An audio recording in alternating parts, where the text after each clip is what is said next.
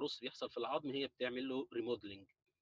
في النوع الثاني من العظم اللي هو السبونج بون او الكانسيلاس بون، وده الموجود في الاكستريميتي، وده الهيفرجن سيستم بيبقى ارينجد في الريجولار باترن موجود فيه، والمارو كافيتي من جوه زي ما احنا عارفين.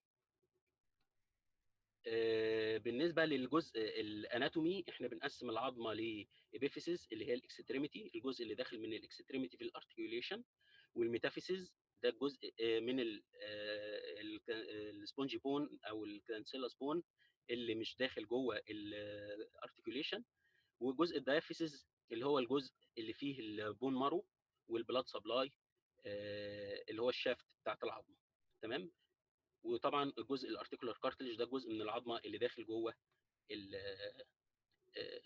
الارتكيوليشن.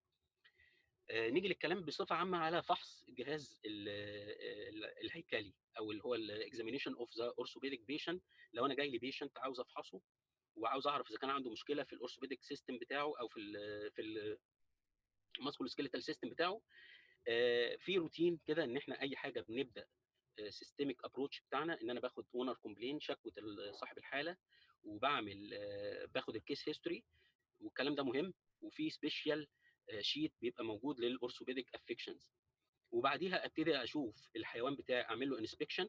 الانسبكشن بتاعي بعمله في الستاندنج بوزيشن، بشوفه وهو واقف وبشوفه وهو بيتحرك. تمام. وهوريكم فيديو على طرق من ضمن طرق الايفالويشن بتاعت الجيت، ان انا اعمل جيت اناليسيز. ده ممكن اعمله فيجوال كده بعينيا، وممكن اعمله بتولز يعني بجيت اناليسيز سيستم. الخطوه اللي بعديها ان انا ببتدي اعمل الفيزيكال اكزامينيشن بتاعي. احنا بنمشي، ممكن امشي في طريقتين في الستاندنج بوزيشن، ان انا افحص الحيوان بتاعي وهو واقف، وممكن افحصه في الريكامبنت بوزيشن. هوريكم فيديو على طريقه الفحص بتاعه اللوكوموتور سيستم او الماسكول سكيليتال سيستم في الستاندنج بوزيشن. تمام. وممكن اعمل الكلام ده كله على الريكامبنت بوزيشن. احنا بنفحصه مع عظمه مفصل، حتى لو الافكشن اللي هو جاي بالكومبلين بتاعه موجود في جوينت او في عظمه، لازم افحص بقيه السيستم كامل على اساس ان انا اطمن انه مفيش افكشن في حته ثانيه. تمام. طبعا في اللي هم بعد ما اخلص الفيزيكال اكزامينيشن بتاعي ببتدي ممكن اعمل نيورولوجيكال اكزامينيشن. طبعا الاكس راي او الراديوجراف هو ده اساس الدايجنوزس بتاعت الماسكولو سكيليتال سيستم او السكيليتال سيستم. ممكن استخدم الالترا ساوند في السوفت تيشو والسي تي والام ار اي والارثروسكوب طبعا والبيوبسي. ده فيديو هيورينا طريقه الفحص بتاعت الانيمال. Performing the orthopedic exam, there are several things that you can do to make the process more successful and to improve your results. Number one is to have your owner present, if possible. That allows the dog to be more comfortable.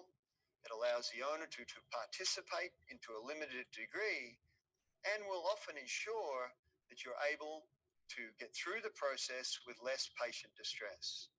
Number two, it's important to have a technician present who is comfortable, well-trained, and able to restrain the patient so that the patient is safe, the owner is safe, and the veterinary team is safe.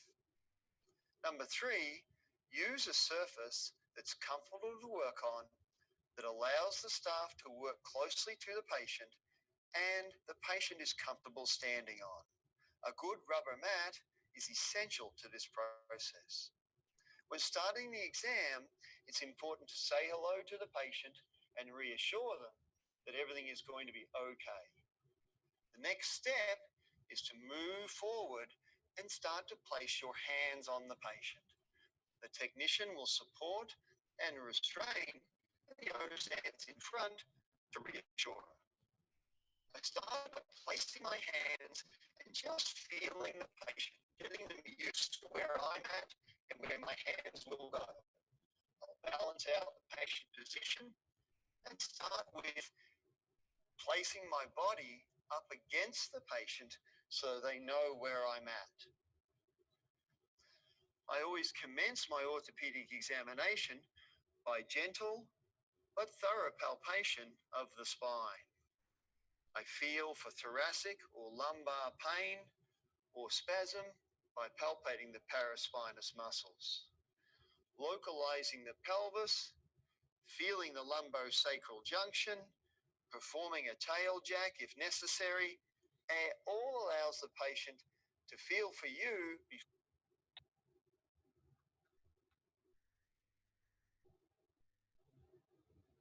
طبعا هو هنا انا بس قطعت عشان اوقف الجزء المهم هنا. انا عاوز اوريكم شكل الهاندلنج بتاع الحيوان والاسيستنت وهو بيحاول يمسك الحاله. ده الوضع المثالي لمسك اي بيشنت لدوج يعني من الاسيستنت. ودي خطوات الفيكسيشن. خطوات الاكزامينيشن بقى هيبتدي الدكتور يعمل خطوات الاكزامينيشن بتاعته. نشوفها.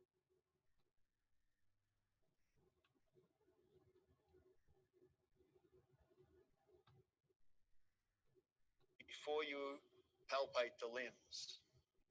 In the pelvic limbs, I commence with good support, and the first thing I will do is check the patient for proprioception.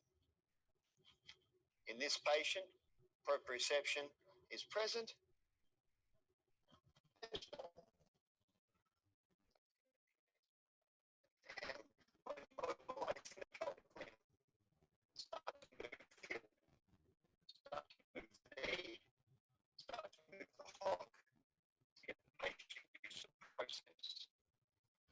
I tend to commence from the hip, by flexing of the hip, extending the hip, and looking for signs of pain or motion.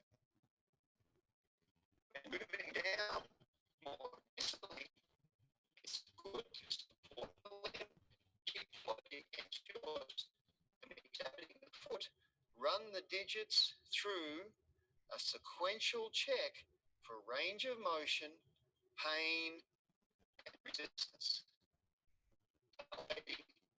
The phalangeal joints, the metarsophalangeal joints for thickening, fibrosis, or abnormality is advisable. Moving down to the hook is a good idea.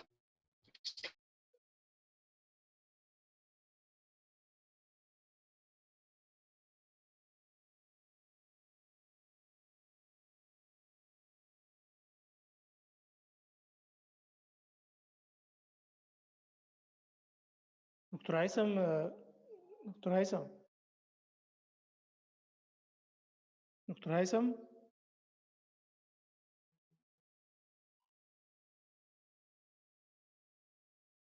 تقريبا الصوت عنده فصل. طب نشوف دكتور هيثم لو حضرتك سامعني، هو الصوت فيه مشكلة. هو موجود. دكتور هيثم حضرتك سامعني؟ بس هو بيقول لي ان ميوت. خلاص تمام كده. تمام كده صوت حضرتك رجع.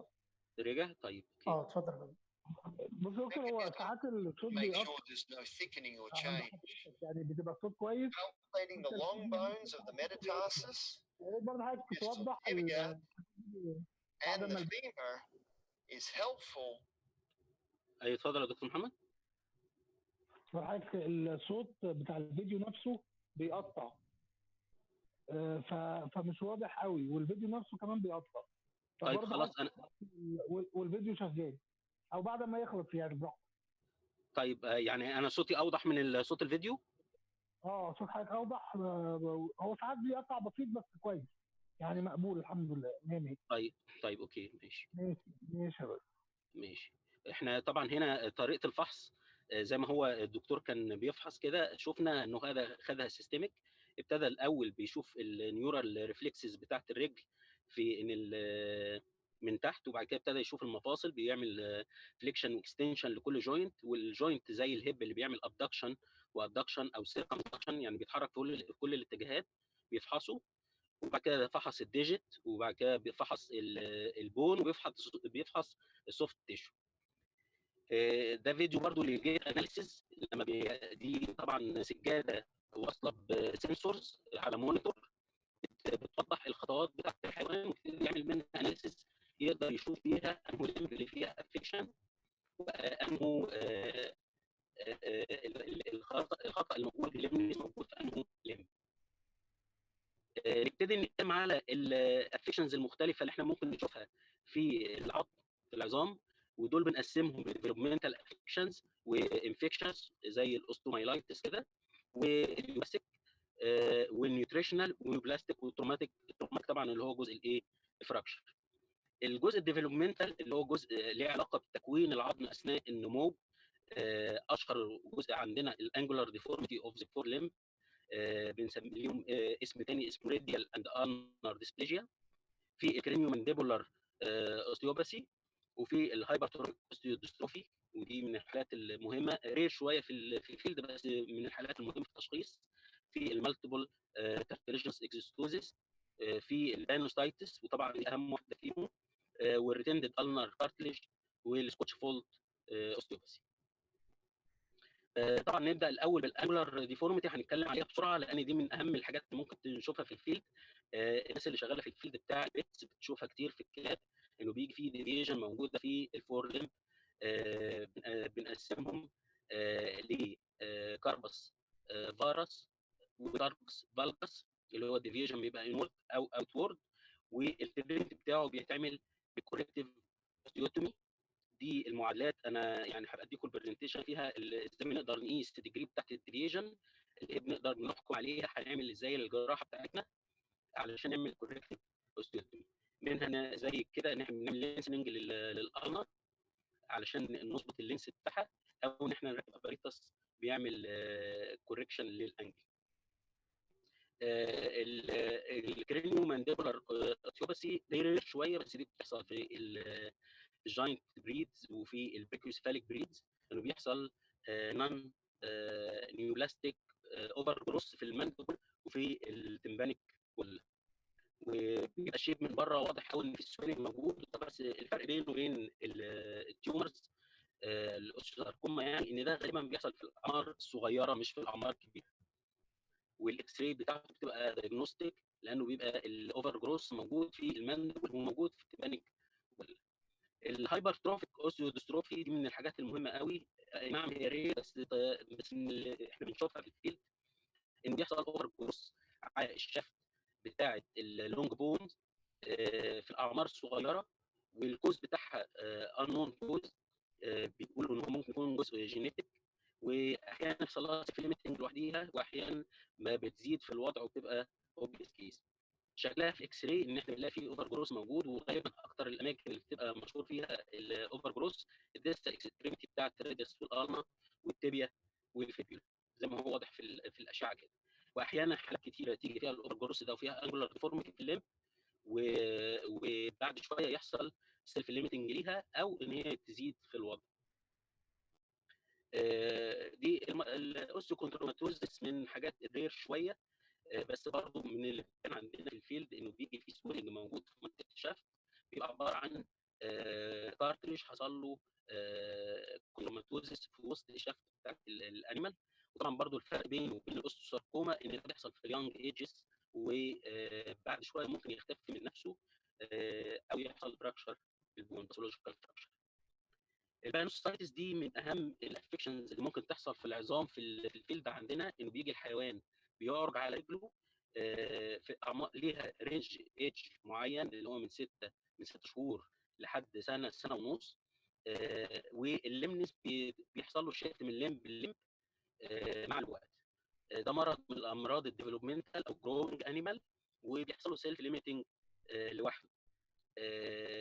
حتى لما بندي تريتمنت احنا بنعالج انتي انفلاماتوري غالبا نون كورتيكوسترويد، او ممكن ندي كورتيكوسترويد اندر امبريلا اوف انتيبيوتيك، او في الحالات اللي الاميونيتي بتاعتها كويسه بتحسن الحاله شويه، وبعد شويه بيرجع تاني الليمنس يظهر تاني. ودي الشكوى اللي بتبقى مكرره من صاحب الحاله ان الليمنس بيختفي، وبعد اول ما بيوقف العلاج يبتدي يظهر او يظهر في ليمب تاني. في الاكس راي هي ليها اندوستيا رياكشن، يعني تلاقي العظمه من جواها ابتدى يحصل فيها اجزاء من التريبيكيولي موجوده جوه المارو كافيتي جوه العظمه. ده عباره عن اندو اوستيال رياكشن جوه العظم، بيبقى موجود في كل اللونج بون.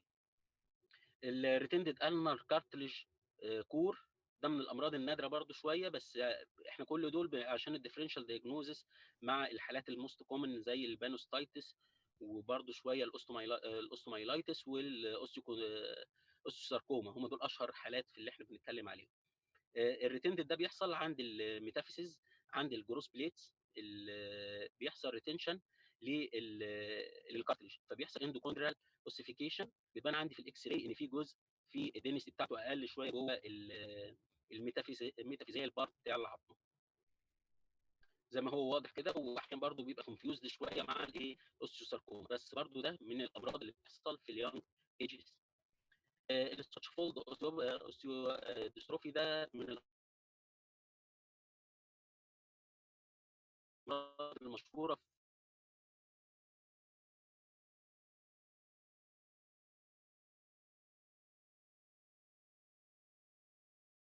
دكتور هيثم معلش الصوت راح.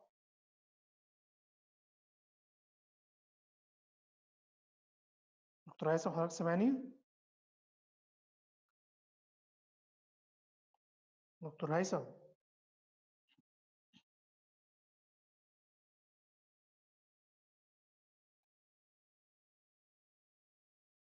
وتقريبا الدكتور هشام عنده مشكله في الكونكشن مأثره على حتى الكواليتي بتاعت الصوت في الشبكه. دكتور هيثم حضرتك سامعني؟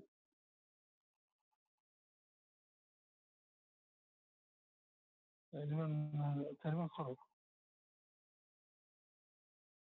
طب 1 مينيت يا جماعه، هكلم دكتور هيثم عن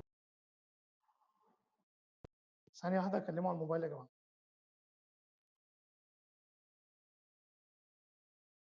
واضح في مشكله في الكونكشن مأثره على الصوت.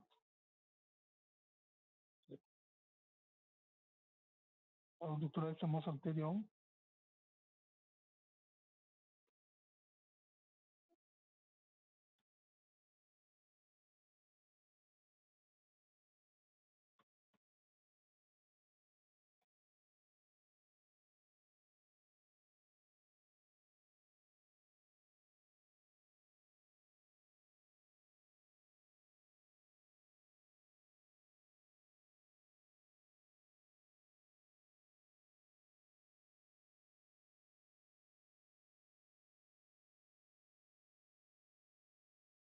دكتور هيثم اتفضل يا دكتور. تمام، اعمل شير بس للسكرين. اتفضل.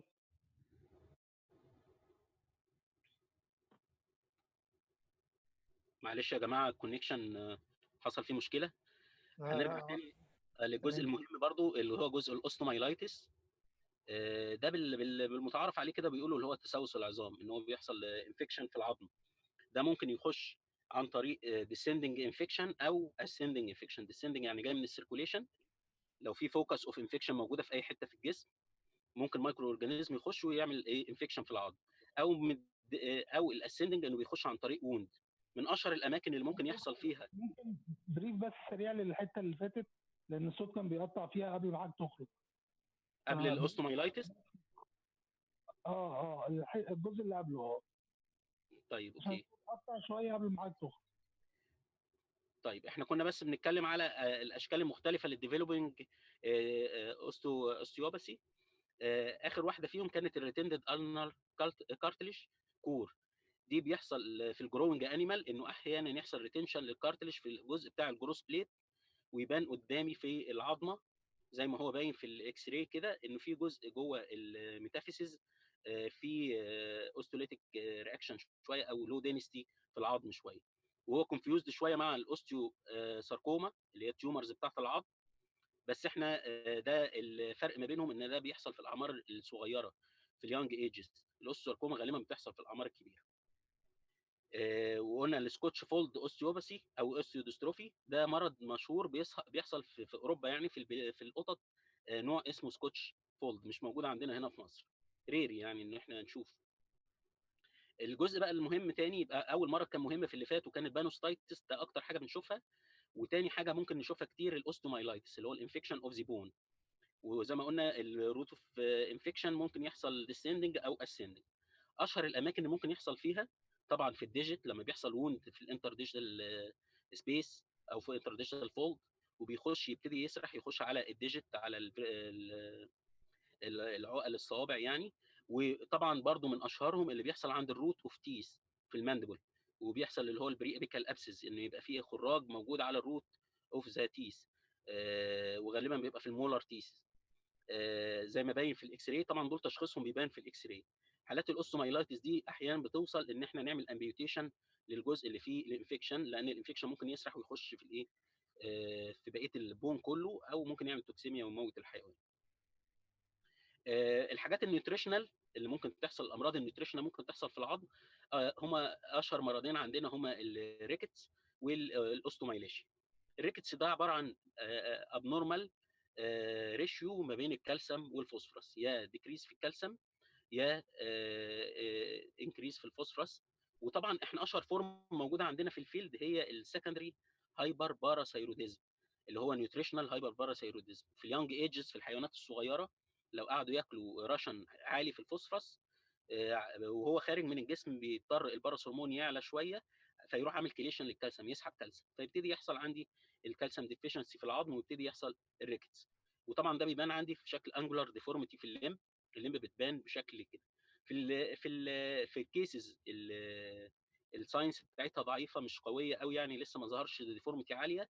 البروجنوز بتاعها كويس، ان هو لما بياخد كالسيوم انتيك كويس، او ان هو بياخدوا سبلمنت دراجز او ياخدوا انجكشن، كل ده ممكن يصلح الوضع. وطبعا اهم حاجه في القصه دي انه يقف على ارضيه سوفت، علشان الديفورميتي ما تقعدش تزيد لحد ما الكالسيوم يبتدي ياخد الدينستي بتاعته او القوه بتاعته. الاوستومايليشيا دي رير شويه في الكلاب، يعني ما بنشوفهاش كتير. هي طبعا مشهوره في البني ادمين في الاعمار الكبيره، مع الديستربنس في الهرمون، ان يبتدي يحصل كليشن للكالسيوم من العظم في الماتيور بون، ويبتدي يحصل ديفورميتي، ونلاقي فيه اندو اوستر رياكشن زي اللي موجود كده. الاوستيوساركوما طبعا، ودي من الحاجات المهمه قوي، اللي هو تيومر اوف ذا بون. غالبا احنا الاوستيوساركوما في الفيلد ما بنلاقيهاش برايمري، رير جدا نلاقي برايمري اوستيوساركوما، هي غالبا بتبقى سكندري. وبيبقى البرايمري تيومر اللي موجود في الجسم غالبا بيبقى بروستاتيك تيومر، وبعد شويه ما بيحصل له ميتاستاسيس بيبتدي ينتشر ويخش في العظم. شكله في العظم زي ما احنا شايفين كده، بيبتدي باوفر جروس شويه في العظم، وبعد شويه الخلايا بتاعت التيومر بتبقى اندفرنشيتد سيلز، مش اوستيوسايت يعني، فيبتدي يحصل اوستوليتيك رياكشن في العظم، وبتخلص الوضع في انه العظمه بتتكسر. وطبعا من شروطه الاساسيه، او يعني غالبا بيبقى في الاعمار الكبيره. واول ما بنشوف حاله زي كده على طول بندور على البروستيت، بنطمن اذا كان في بروستاتيك تيومر ولا ما فيش، يعني ده برايمري تيومر ولا هو سكندري البروستاتيك تيومر. التريتمنت بتاعه طبعا صعب، جزء جراحي فيه ممكن ان احنا نعمل امبيوتيشن للليمب اللي فيها اوستوساركوما، او ان احنا نعمل جرافت، ان احنا نعمل اوستيوتومي، نشيل الجزء من العظمه اللي فيه البون اللي فيه الاوستوساركوما، وبنعمل كورتيكال بون جرافت. ده بالنسبه للحالات اللي هي المشهوره في العظم، في اصابات العظم. بس هتكلم برضو بسرعه كده على اشهر الحالات اللي احنا ممكن نقابلها في العيادات في الاورثوبيديك والنيورولوجيكال كونديشنز بسرعه كده، علشان البرزنتيشن ما تاخدش وقت طويل. احنا طبعا الكلام كتير في المواضيع دي، وانا بتكلم بريف كده، بقول عناوين واشهر الحاجات على قد الوقت. واحنا ان شاء الله هنحاول نظبط مع النقابه ان شاء الله مره نعمل ناخد كل جزء نتكلم عليه بالتفصيل. احنا زي ما حضرتك بتقول يا دكتور، احنا طبعا نفسنا نقعد مع حضرتك ايام وساعات يعني. ف- فاحنا طبعا عشان احنا حبينا ان ناخد النهارده بريف فعلا، وان شاء الله احنا الزملاء بنوعدهم ان احنا هنقسمهم على اكتر من ليكشر الفتره الجايه، ان شاء بحيث الله. يبقى كله يستفاد من التوبكس كلها مع حضرتك ان شاء الله. ان شاء الله ان شاء الله. طيب اتفضل انا يا دكتور. هتكلم على اهم مرضين بس موجودين في اتفضل 5 دقائق كده، اتفضل وبعد اتفضل. كده يعني دول اسامي الامراض اللي احنا ممكن نقابلهم في الفور ليم، في الشولدر، في الامراض بتاعت الشولدر، الاوستيكوندروزس، والقلب. طبعا ديسبليجيا دي من اهم الامراض بتاعت الفور ليم، اللي هي فيها فراجمنتد ميدل كورونويد بروسيس والانيونايتد انكونيان بروسيس. دول اكتر مرضين مشهورين. وطبعا الانيونايتد انكونيان ده هو اكتر واحد احنا بنشوفه. وطبعا الاوستيو ارثرايتس بتاعت القلب ده شكلها في الاكس راي. الاوستيكوندروزس برضه ده ممكن يحصل، اللي هو ان جزء من الكارتج ارتيكولار كارتج يحصل له سيبريشن وينزل جوه الجوينت. والفراكشر طبعا دي من الحاجات المشهوره عندنا في الاورثوبيديك افكشنز. والكاربال هايبر فليكس في هايبر اكستنشن، دي احنا بنشوفها كتير، اللي هو اللاكس دي اللي بتحصل في الكاربال جوينت، ودي السبلنت بتاعها، طريقه العلاج بتاعها. في الهايند ليمب طبعا اشهر مرضين عندنا الهيب ديسبليجيا، وده التيست بتاعها بس هوريكم الفيديو بتاعه علشان ده مهم قوي.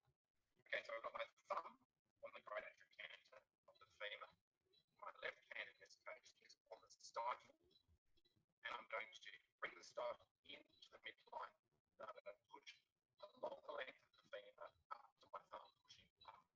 Now, as I push up, and my thumb is sitting on the trochanter, I keep pushing in towards the I start raising my hand, and my thumb on my right hand is going to drop a step. There it goes. So it's dropped down, and that's an automatically positive. I'll just do that one more time. So thumb around the trochanter, pushing up from the side,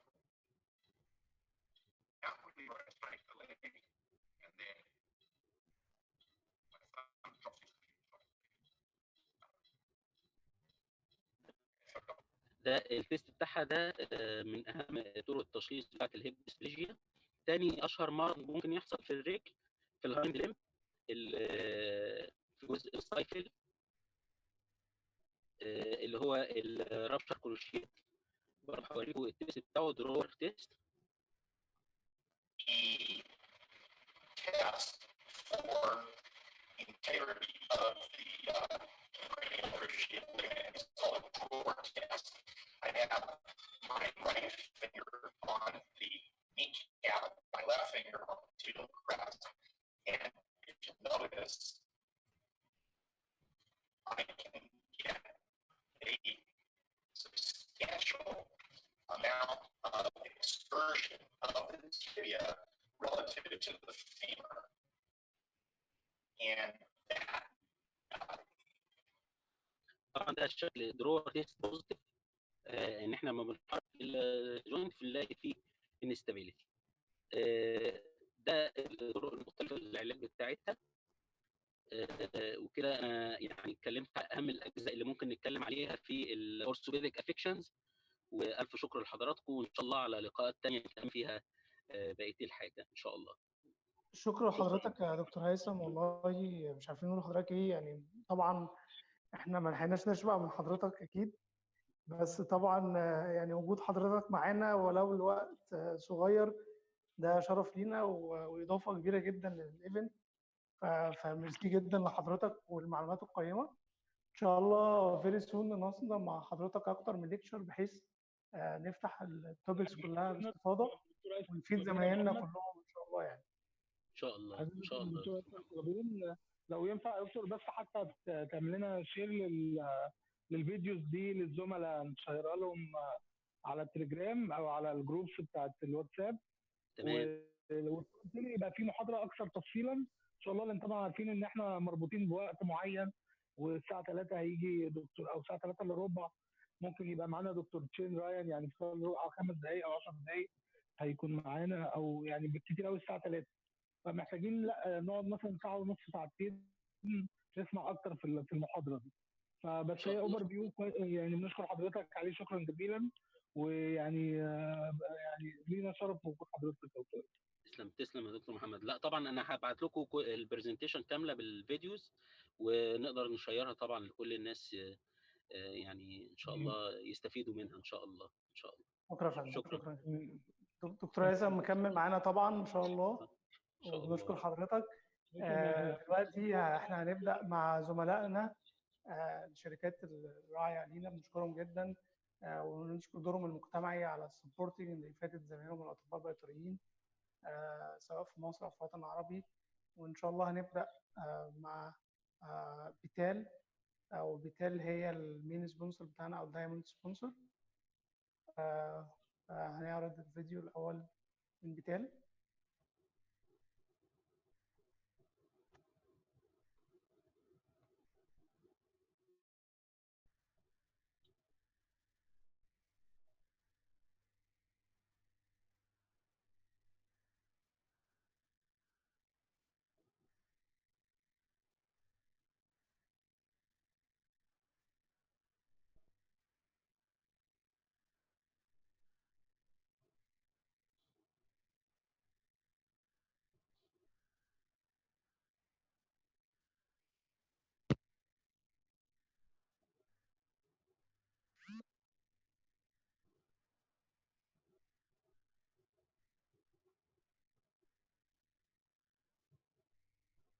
حد بيقول لي ان الفيديو من غير صوت. طب احنا هنجرب نشغله تاني.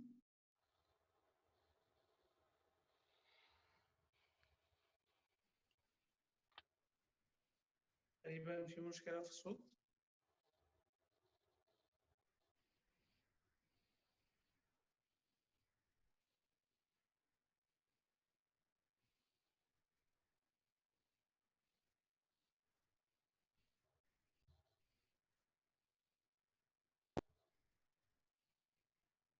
اتفضلي يا دكتورة دينا.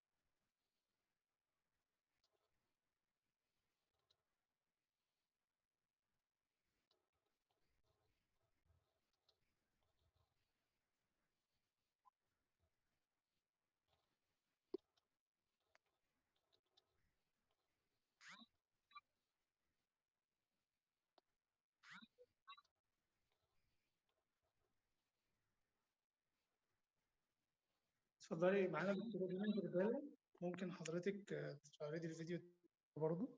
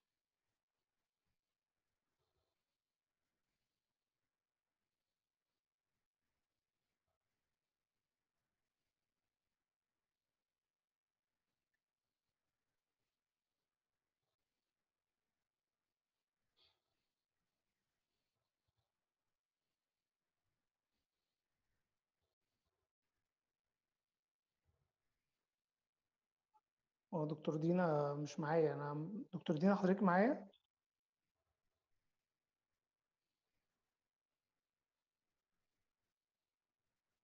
دكتور دينا؟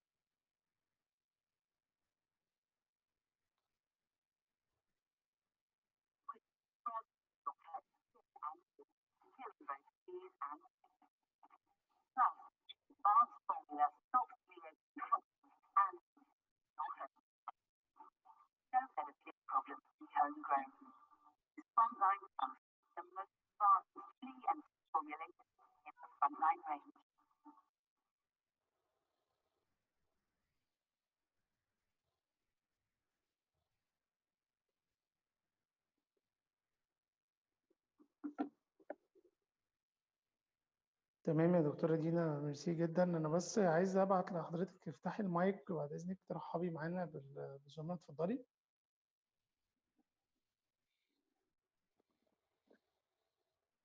ازيك يا دكتورة دينا، أخبارك إيه؟ الصوت عندك مش ظاهر بس. نعم، مفيش صوت عندك.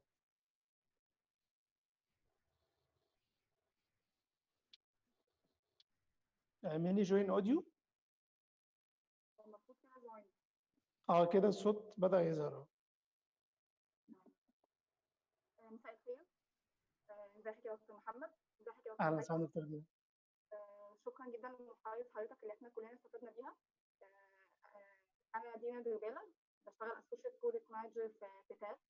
اهلا بحضراتكم جميعا. احنا بنحب نشكر برضو فيتس اونلاين ان هم يعني اتاحوا لنا الفرصه ان احنا نقابل حضراتكم. احنا بيتال، احنا احدى قطاعات شركه RSP، القطاع المتخصص في الحيوانات الاليفه. احنا مسؤولين عن الفاكسينز والدراجز المسؤوله عن البت. احنا برضو وكيل ل 3 مالتي ناشونالز زواتر باير انيمال هيلث اند برينجر انجلهايم، وسعداء جدا ان احنا مع حضراتكم النهارده. وعليكم السلام. مرحب بيكي يا دكتورة دينا، ويعني نشكرك، واحنا ان شاء الله دايما بتال بتسعى بدورها المجتمعي ان هي خدمة لزملائها او للاطباء البيطريين ان هم ياخدوا المعلومات من المصادر الصح ليها.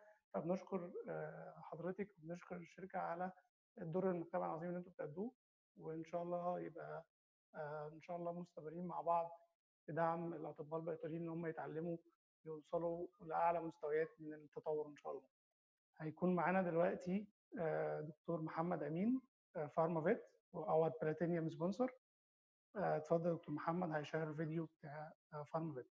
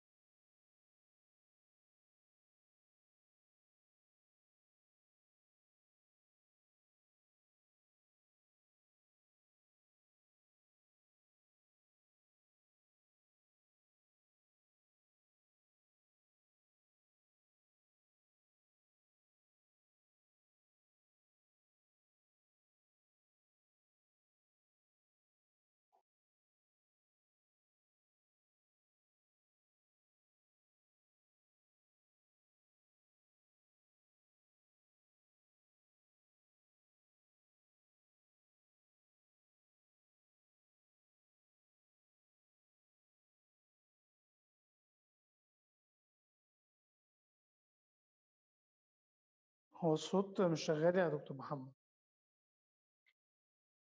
في مشكلة عندك بس في الصوت يا دكتور محمد، نظبطها وبعيد تشغيل الفيديو تاني. اشتغل كده.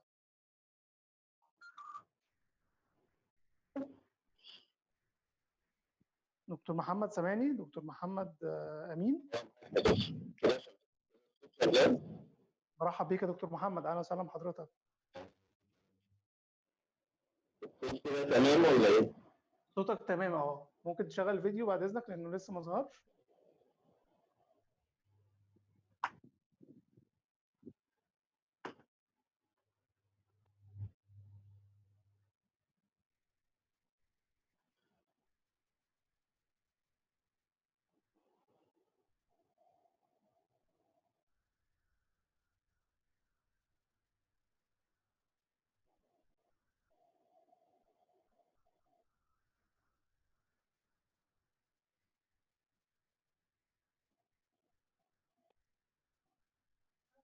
تمام يا دكتور محمد، كده بدأ يشتغل.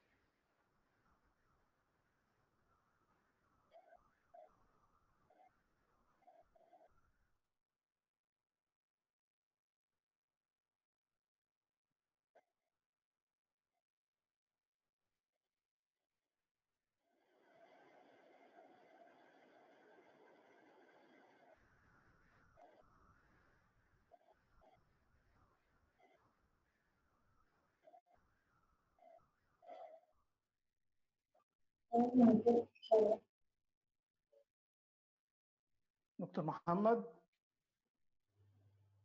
حضرتك سامعني؟ سامعني كويس؟ دكتور محمد امين.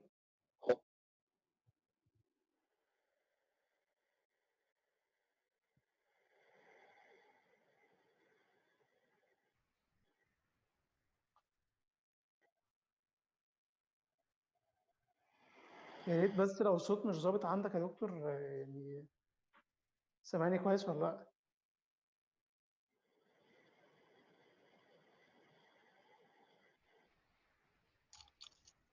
الو.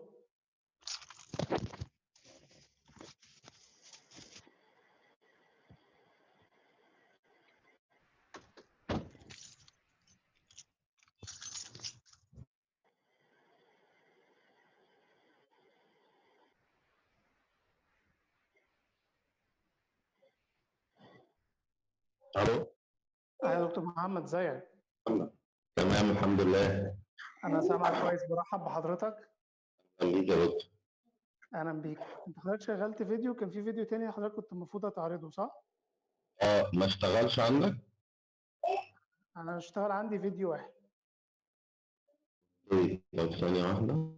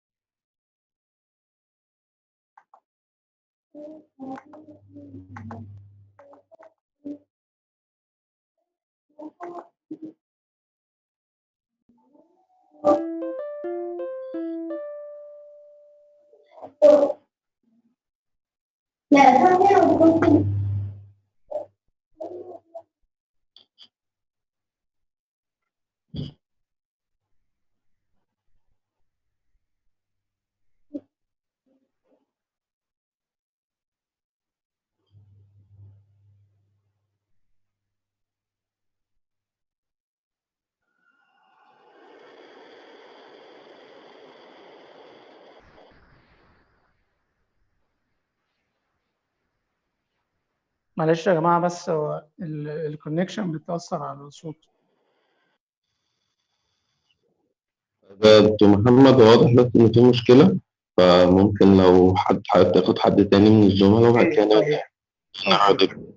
اوكي يا دكتور، اوكي. اتفضل يا دكتور.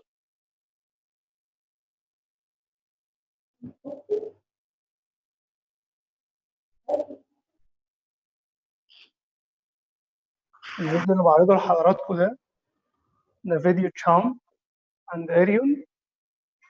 دي هولاند ايجيبشن كومباني. دي بلاتينيوم سبونسر التاني بتاعنا.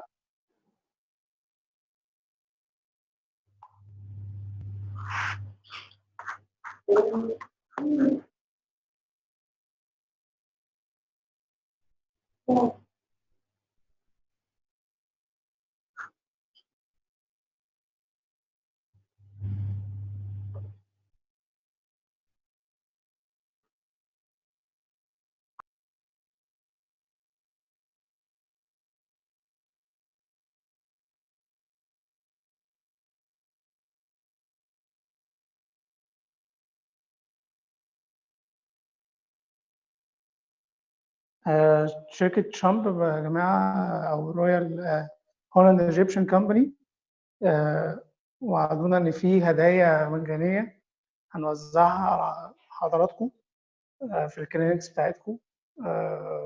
دي حاجة هدية منهم لكل الناس اللي حضروا معانا المحاضرة. إن شاء الله دي توصل لكم إن شاء الله الأعداد بتاعتكم كلها يعني فور فري. إحنا معانا دكتور أحمد سمير. دكتور أحمد حضرتك سامعني؟ ايوه يا باشا سامعك. ازيك يا ريس؟ أخبار حضرتك إيه؟ ازيك يا دكتور محمد، عامل ايه؟ زي اخبارك؟ الحمد لله. دكتور أحمد سمير ومعمل لابتوب لاب أو بلاتينيوم سبونسر. وأعتقد حضرتك عندك فيديو لطيف عن المعمل يا دكتور أحمد، فكنا حابين. ايوه موجود. انا اتشرف بس بالساده الزملاء وبرحب بيهم وكل سنه وانتم طيبين، ومتشكر حضرتك جدا طيب على يا دكتور أحمد. المجهود الجميل اللي انت، وان شاء الله يعني يعني نحوز رضاكم يعني إن شاء الله وإعجابكم. أستاذنا حضرتك غالي عندنا طبعا، يعني ما فيهاش كلام. حبيبي ربنا يبارك لك، ربنا يكرمك. اتفضل يا فندم. حضرتك تقدر تشير من عند حضرتك الفيديو؟ تمام.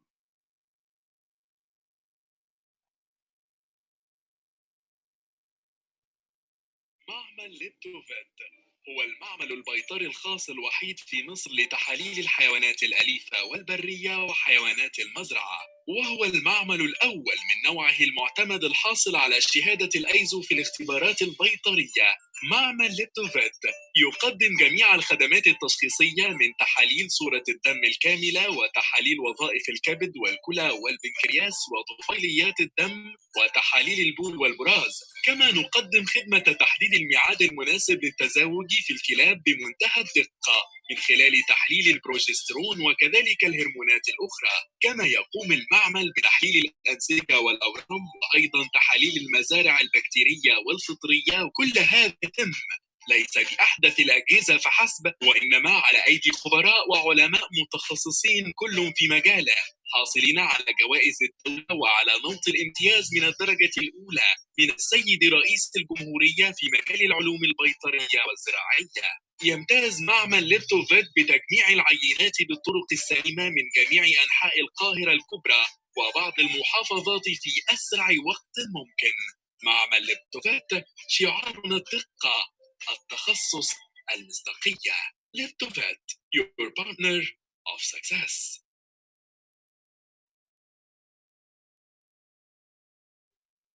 تمام دكتور أحمد، ميرسي على الفيديو الجميل ده. حبيبي ربنا يخليك يا حبيبي، ربنا يكرمك. وطبعا فرص عظيمة، وإن شاء الله مزيد من التفوق والنجاح يعني إن شاء الله. في ناس بتسأل لحضرتك يا رب. المعمل فين وكده. إحنا إن شاء الله هنشير كل الداتا بتاعت السبونسرز بتوعنا على الجروبات بتاعتنا وعلى الفيسبوك بيج، لينكات البروفايل، البيجز بتاعتهم، أماكنهم والخدمات اللي بتقدمها إن شاء الله. حبيبي يا دكتور محمد إن شاء الله، شكرا ليك. شكرا لحضرتك يا فندم. شكرا لحضرتك يا فندم.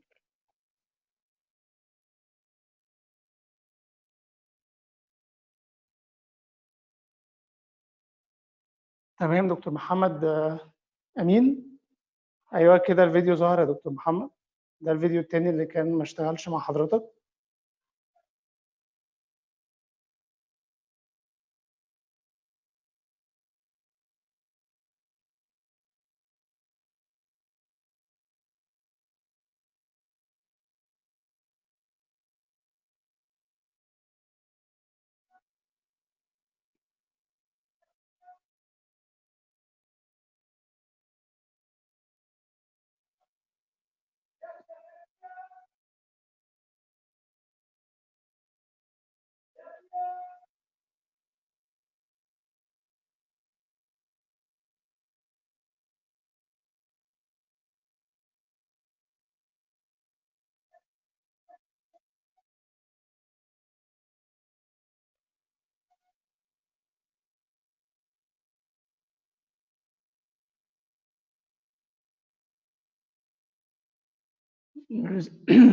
شكرا دكتور محمد أمين.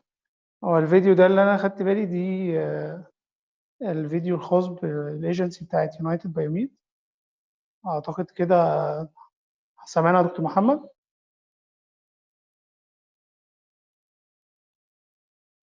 دكتور محمد؟ يا دكتور محمد. تمام يا فندم. ده الفيديو اللي انا خدت بالي منه، ده يونايتد بايوميد ايجنسي صح كده؟ تمام مظبوط. انا حابب اشكر حضرتك جدا على ان انت مجمع الدكاتره الجميله دي كلها معانا، ونتمنى طبعا بنشكر دكتور هيثم فرغلي على السيشن الجميل، وطبعا زي ما هو وعدنا ان هو هيعمل كذا سيشن تاني معاكم ان شاء الله. ان شاء الله. طبعا بقيه الضيوف اللي هيحضرونا يعني ان شاء الله النهارده. حابب برضه اشكر كل الساده الزملاء اللي موجودين، ونتمنى دايما احنا كفارمافيت وكل الشركاء النجاح معانا، يعني ان احنا دايما نبقى عند حسن ظنهم، وان احنا دايما نبقى قادرين نعمل لهم السبورت اللي هم محتاجينه مننا دايما ان شاء الله يعني. شكرا لك يا دكتور محمد، وشكرا على دوركم المجتمعي اللي بتقدموه، وإن شاء الله دايما فيتس أونلاين أكاديمي شركاء نجاح معاكم ومع كل الزملاء والشركات والأطباء البيطريين في مصر والوطن العربي إن شاء الله يعني. إن شاء الله. شكرا يا دكتور محمد. شكرا يا دكتور محمد، اتفضل فندم. كده احنا كان معانا بيتال، كان معانا فارمافيت ايجنسي يونايتد باي، كان معانا تشامب رويال كاناين، وكان معانا ليبتوفيت لاب، دول دايموند وبلاتينيوم سبونسر بتوعنا. وما ننساش برضه نشكر الجولدن سبونسر بتوعنا فوينكس، سكان فيت لاب، وفيت وورك كومباني او ابلكيشن. كل الداتا بتاعت السبونسرز بتاعنا وي ويل شير ات مع الفيديوز برضه اللي عرضناها في المحاضره، هنعرضها تاني لحضراتكم مع ريكورد المحاضره، هنبعتها لكم، هنبعت لكم الفيسبوك بيج بتاعتهم للتواصل معاهم. اي معلومات محتاجين عن الشركات دي هنبعتها لكم ان شاء الله، وان شاء الله نفضل شركاء نجاح معاهم كلهم ومكملين معانا في مسيره خدمه الاطباء البيطريين ان شاء الله. احنا دلوقتي هنستقبل دكتور تشاني ريان ودكتور ناتاشا لي ودكتور مايكل فليب عشان يستارت دكتور تشاني بتقديم اللي هو سافا ويعمل انترودكشن ليها. فخلال 3 minutes هيكونوا جوين معانا ان شاء الله. joined. Welcome Dr. Chin Ryan. Dr. Chin Ryan. Welcome Dr. Natasha and welcome Dr. Michael Leben.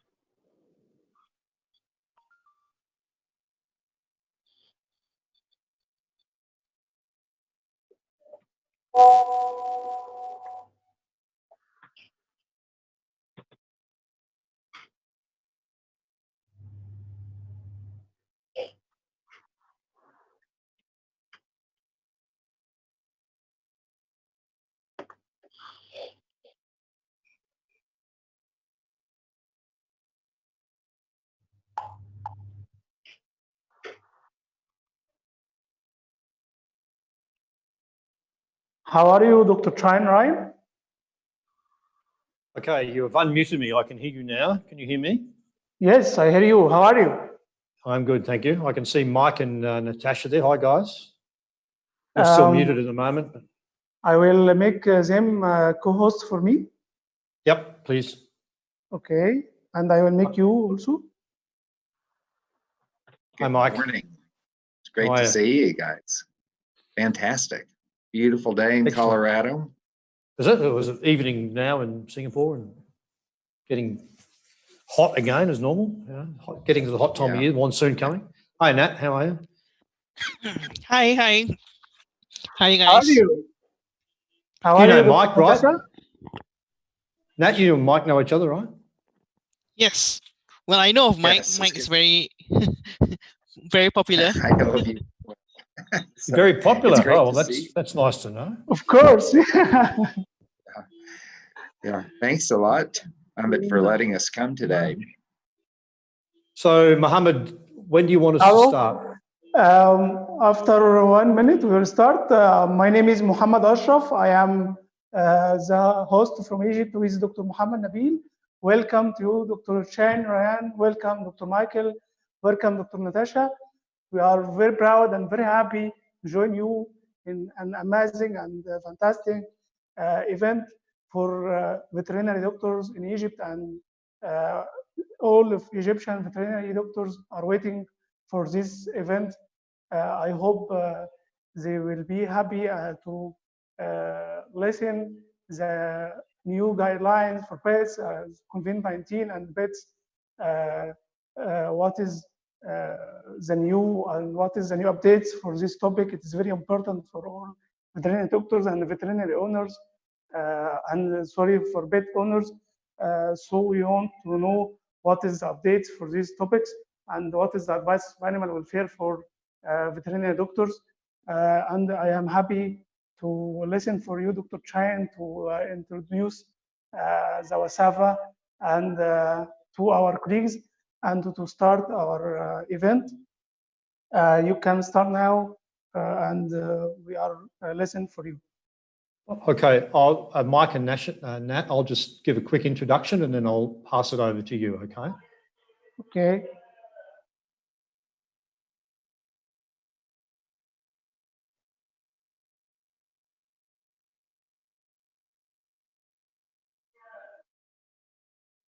I hope you can see that, everybody. Yes, I'm seeing it. Okay, excellent. My name is Shane Ryan. I'm the president of the World Small Animal Veterinary Association, and I'm going to give you a very brief introduction to Wasava before we introduce our two speakers of this evening. If I can get my screen to work. Here we go.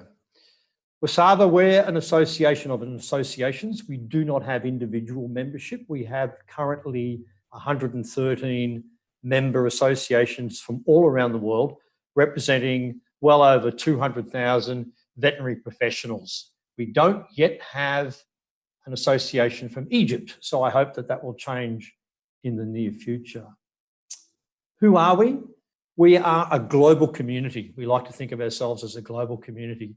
And the purpose of this community is to ensure that all companion animals everywhere in the world receive the veterinary care that they need for their optimal health and welfare.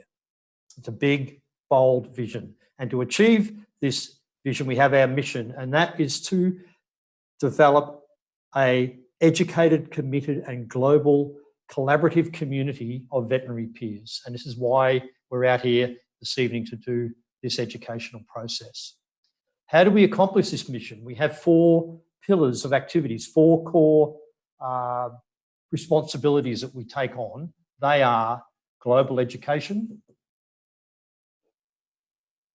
standardization and global guideline projects, One Health initiatives, and animal wellness and welfare. And I'll just very briefly touch on these before I continue.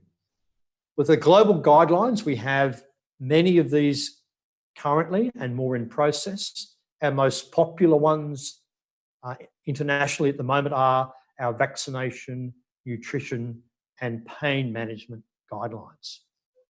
We have most recently produced our latest guidelines, which is our list of essential medicines for cats and dogs, which is particularly useful in regions or in countries where you may have difficulty accessing essential veterinary medicines that you require to practice as a competent veterinary professional. The previous ones before that, which both Natasha and I worked on, were the animal welfare guidelines. These are relevant for your everyday practice, and I would encourage you to go and have a look at them at the wasava.org website. But the reason we're here tonight is one of the other core pillars is continuing education.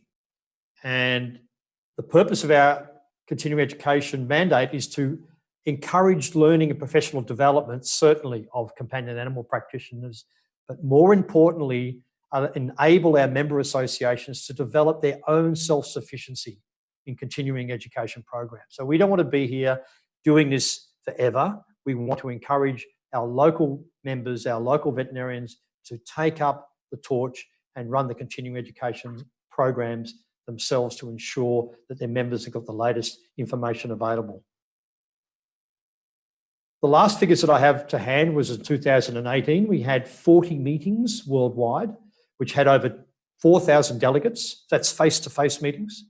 We had a very large number in Africa, and we worked with the Wasava Foundation with AFSCAN, which is the African Small Companion Animal Network, to expand Wasava CE in Africa. We don't do a lot yet in Northern Africa, but we hope to be able to do more in the near future. So tonight, continuing on to that, our global education effort this evening is this COVID-19 webinar. We have 2 excellent speakers this evening. We have Professor Michael Lappin from Colorado State University, and we have Dr. Natasha Lee from Malaysia. Now, I'm going to have to go to presenter view to see the write-ups here. So Professor Michael Lappin, I hope this works, here we go, is a small animal internal medicine specialist from Colorado State University. Dr. Lappin studies infectious diseases of dogs and cats and is currently the chair of our Wasava One Health Committee. So that's another one of our core pillars.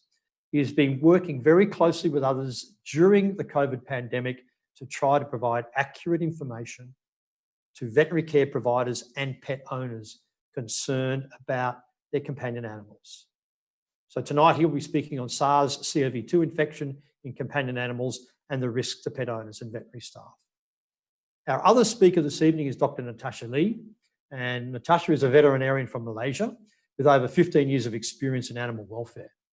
She has managed large companion animal projects across Asia for World Animal Protection, and has also led a campaign to include animal welfare science into the veterinary curricula across Asia by providing training to more than 125 veterinary schools. She currently runs an animal welfare consultancy and works with other organisations to carry out the management, monitoring and training in animal welfare. Natasha is the Vice Chair of the Wasava's Animal Wellness and Welfare Committee and is on the International Advisory Board for the Alliance for Contraception in Cats and Dogs. So without further ado, I'll pass you over to Michael to speak this evening on SARS-CoV-2 infection in companion animals. Michael, please, over to you. Thanks a lot, Dr. Chen. I can stop screen. All right. Dr. Michael? Thank you very much. I just need to switch over the screen share. Okay. Thank you, Dr. Chen. It's a great honor. But you mentioned that Egypt is not a part of Wasava? That's right. Not yet. We will, Dr. Chen, with you. We are planning to make it with you. We would encourage you to join us and join our community. We have our annual meeting this September. And I think if you're going to apply for membership this year, you would need to do so within the next couple of months, and we can certainly give you the details on how to do that. Okay. What should we do exactly, Dr. Chen? If you contact me, I'll let you know. Okay, I will contact you. Okay. Dr. Michael? Dr. Yes. Michael. Very good. Thank you very much for that great introduction, Shane. And that's very exciting to hear the conversation about potentially Egypt ultimately joining us with Wasava. That would be fantastic. I've got to admit, I'm very, very sad to be in Colorado and not in Egypt to meet you in person. It's been one of the places that I've not ever gotten to visit in my life, and hopefully in the near future, we'll be through this pandemic and we can all be together again. I've been working with the One Health Committee for a number of years now and look forward to sharing with you some of the opinions from our group, as well as other groups around internationally about this virus, the SARS-CoV-2, that causes the syndrome in people, COVID-19. As we just heard from Shane, we're very fortunate to have a One Health Committee, and sad to report that our founder has left us now, but Michael's dream was to have a One Health Committee, and I was quite honored to be invited to be part of that from the start. But most importantly, I wanted to share with you that we have representatives from the CDC. Casey Barton-Baravesh is part of that American Center for Disease Control. She's in charge of the Healthy Pets, Healthy People. So that gives us quite a lot of strength having the access to that group. And then Gregorio Torres, who's worked very much with rabies, is our representative from OIE. So we feel very fortunate to have their organizations represented on our committee. But we're also fortunate to have two medical doctors. And so we're really working hard on the whole One Health concept. And now that we know that SARS-CoV-2 is a reverse zoonosis, meaning the infected person can infect a companion animal, now that we know that, this is truly a global One Health issue. But before I move on, I do want to emphasize that there is still to date no documented case where the owner infected their dog or their cat. There's no data that suggests that that dog or cat passed it on to the next person. What we're hopeful is that will continue over the pandemic and may relate to the fact that they may not be shedding enough virus to infect the new person for a very long time period. And I'll show you some information that supports that as we go through my part of the lecture today. This is such an important welfare issue as well. And so I'm quite honored to get to speak with Dr. Lee and Dr. Ryan because of their great work. What we'll emphasize at the end of my talk and then build forward with Natasha is that these animals are probably of minimal risk to the next human, and so their rights should be protected. We don't want them being relinquished. They don't need to be put out on the street. And I'll show you some of the recommendations and why I say that. But again, very nice to be with you. And now I'll spend about 28 minutes talking about some of the issues that we know, mainly about dogs and cats in today's webinar. We were very excited to be part of the American Association of Feline Practitioners event, the zoonosis guidelines. I happen to chair that committee as well, but we were quite honored to have Wasava, as well as the International Society of Feline Medicine, endorse our guidelines. We'll be posting a video statement on the AAFP website next week discussing the SARS-CoV-2 virus as a reverse zoonosis. But I think what we're all doing together today is trying to make sure that accurate information is available to people all around the world. And so working with Wasava and ISFM, the feline groups, it's really important because all those access points can get information to vets as well as hopefully to owners. We always have to start the science part of this discussion with, we might have to change the lecture tomorrow. It is amazing how much new information comes even on a daily basis. And I always start my day with some of my friends like Dr. Ryan in Singapore, Vanessa Bars in Hong Kong, a lot of our members in the European continent. I'm always starting my day here at 6 a.m. in Colorado, reading about the new discoveries. And so please remember, keep up with the different postings from different educational sources and scientific sources, because these things certainly can change. I'm glad we're recording this webinar so you can go back and look at some of these slides in greater detail because of our short timeline. But I do believe that Wasava, and working with that particular group, I believe that we are doing a good job distilling this massive amount of information into easily readable, at least in English, and then translated into multiple other languages, the information that's important. What we're doing on our site, I'll show you in a few minutes, is getting the information, hopefully, to those 113 members, and then they disseminate to all the veterinarians. But I do believe that WHO, the Center for Disease Control in America, with our international angle as well, and then OIE, are probably some of your safest places to evaluate information. The ProMed group is also very good for finding new things quickly. And so I check that one pretty much every day to see what's new with this virus. And then our International Society of Companion Animal Infectious Diseases also has many of the Wasava committee members, like Scott Weiss in Canada. He's involved with ISCAID. I'm with ISCAID. Jane Sykes from ISCAID is also on continuing education for the Wasava group. So many of us around the world are attempting to give you accurate information. So until recently, Dr. Michael Day, Mary McCondas, we were the team gathering the information to post on the Wasava website.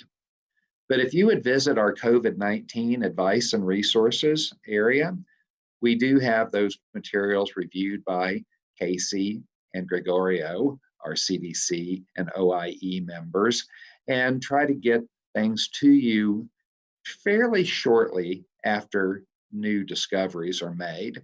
And in fact, after our webinar today, I'll be finishing this week's E-shot, which is basically what's happened with this virus in dogs and cats and other companion animals within the last 1 to 2 weeks. So I'll share to you today what's happened recently as well, but that will then ultimately be posted on this website. I do want to mention the ISCAID group, since many of our members on the scientific community for Wasava are also part of ISCAID. And so obviously many groups making recommendations around the world, but this one's an interesting group because we do have members from Europe as well as Asia, as well as the United States, distilling information. And in fact, this week, we just posted our recommendations for cats, and I'll share some of those guidelines with you today. But let's start with this new virus. And you're in the area that had MERS a few years ago. We had our SARS-CoV-1 in Asia and several other countries back in 2003, 2004. So we've been familiar with the beta coronaviruses of people for a number of years. But this new virus, it's really important that we remind our owners and then some veterinarians that think it could be directly related to our regular cat and dog coronaviruses. And it's not. This coronavirus, which did jump from an animal, probably the bat, this coronavirus prefers people and is mainly transmitted person to person, with the occasional transmission to a companion animal. So again, the syndrome in people is called COVID-19. The virus is SARS-CoV-2. In the early stages of work with companion animals in particular, there was a lot of confusion because not everybody understood what the test results may mean. Now we have more tests available, and many countries like North America are now applying those, not just to people, to try to slow the pandemic, perhaps determine when people should go back to work, but we're also now using it limitedly in dogs and cats, as we'll talk through the lecture today. But just to remind you, when antibodies develop, that generally means the virus has entered the body cared that it was there, and so we can use antibodies to prove prior exposure. And sometimes those antibodies also correlate to immunity, which is what we're attempting to determine now for dogs, cats, and people. The virus isolation is still always the best to prove that there's currently an infection, because that proves the virus is alive. And this is where, in the early parts of the pandemic, it's much easier to do polymerase chain reaction, in this case, quantitative reverse transcriptase, PCR. That's quite easy to do. And so everybody in the world is now doing those assays, and probably appropriately, including Colorado State University. But remember, those viral nucleic acids, they don't always mean there's still live virus. A good example is in some of the early data from cruise ships, where the people were trapped and having the syndrome while they were on those boats. They were reporting things like the virus being on handrails for out to 17 days. Well, that was nucleic acids, RNA of the virus, not necessarily live virus. And so now we know a lot more as different groups that can work at the biosafety level 3. Remember, this is a dangerous virus, but those that can work at the BSL-3 level now can do virus isolation, and we're getting more information about how long people shed or pass the virus, as well as domestic pets. You know how we're always thinking in our lives when something important happens, what were you doing? I'm not sure what Natasha and Shane were doing on December 30th when this first posting came out from ProMed, but I was at the bottom of the United States Grand Canyon. So I came out of a hiking trip to a global pandemic. It's pretty crazy. But isn't that numbers amazing? These are from yesterday at WHO, with now over 4 million presumed cases. And so this experience has been a little bit different than MERS in the Middle East. This one's been a little bit different than SARS-CoV-1, with unfortunately now being a global pandemic. But I wanted to make sure that you keep these numbers in mind as we shift to dogs and cats now, because in contrast, the numbers of proven dogs and cats with the infection are minuscule. I really think we should continue to emphasize to our owners and our staff that this is a human disease. And so when I go to the clinic later, I'm going to be wearing my mask just like everybody else in the building to lessen people-to-people droplet transmission. And I'll show you our current guidelines for him before we finish the lecture. So this was a very interesting paper that's been debated a lot already. What was the jump from probably the bat into the human? So there was some discussion about feeding those tissues to dogs could somehow relate it to the ultimate pandemic. That will be debated, I'm sure, for years. Congratulations to these authors. However, it's probably not clinically relevant, and dogs seem to be less permissive to this virus than cats, people, or ferrets. So again, the dog is really kind of dropping lower and lower on our concern list. I don't know if there have ever been two dogs with more words written about them in the history of the world. When the Hong Kong team started quarantining the pets of people with COVID-19 and doing repeated testing, that first Pomeranian and then the German Shepherd dog to follow generated a lot of information. And then, of course, one cat of the 18 tested repeatedly ultimately was positive. So this data does support my statement earlier that if a person is actively shedding SARS-CoV-2, remember these people all had COVID-19 illness, it could be at a level that could infect some animals. But please look at the ratio of positive animals to those tested. Again, in that 5% range, even if those pets were living with a currently ill person before they were quarantined. That actually, first data from the dogs actually made it into Nature just yesterday or the day before. So congratulations to our friends in Hong Kong for that program. And then, of course, in the United States, we got all excited when our first pug with SARS-CoV-2 was reported. And we were talking about this Gade just a couple of days ago. We're getting close now. Well, we'll probably quit having every single positive animal. We're now up to 7 cats and 4 dogs proven as a reverse zoonosis to be infected. Probably we don't have to have a press release for everyone. We know that it can happen. But as we test more dogs and cats, I think you'll learn, like we're learning in the United States, that even though it can happen, it's easy compared to what we see in our 2-legged animals. The Bronx Zoo large cats led to a lot of excitement, and multiple cats on that exhibit that had some of the respiratory and gastrointestinal signs. Some of those cats, in fact, the initial 7, all did ultimately become positive.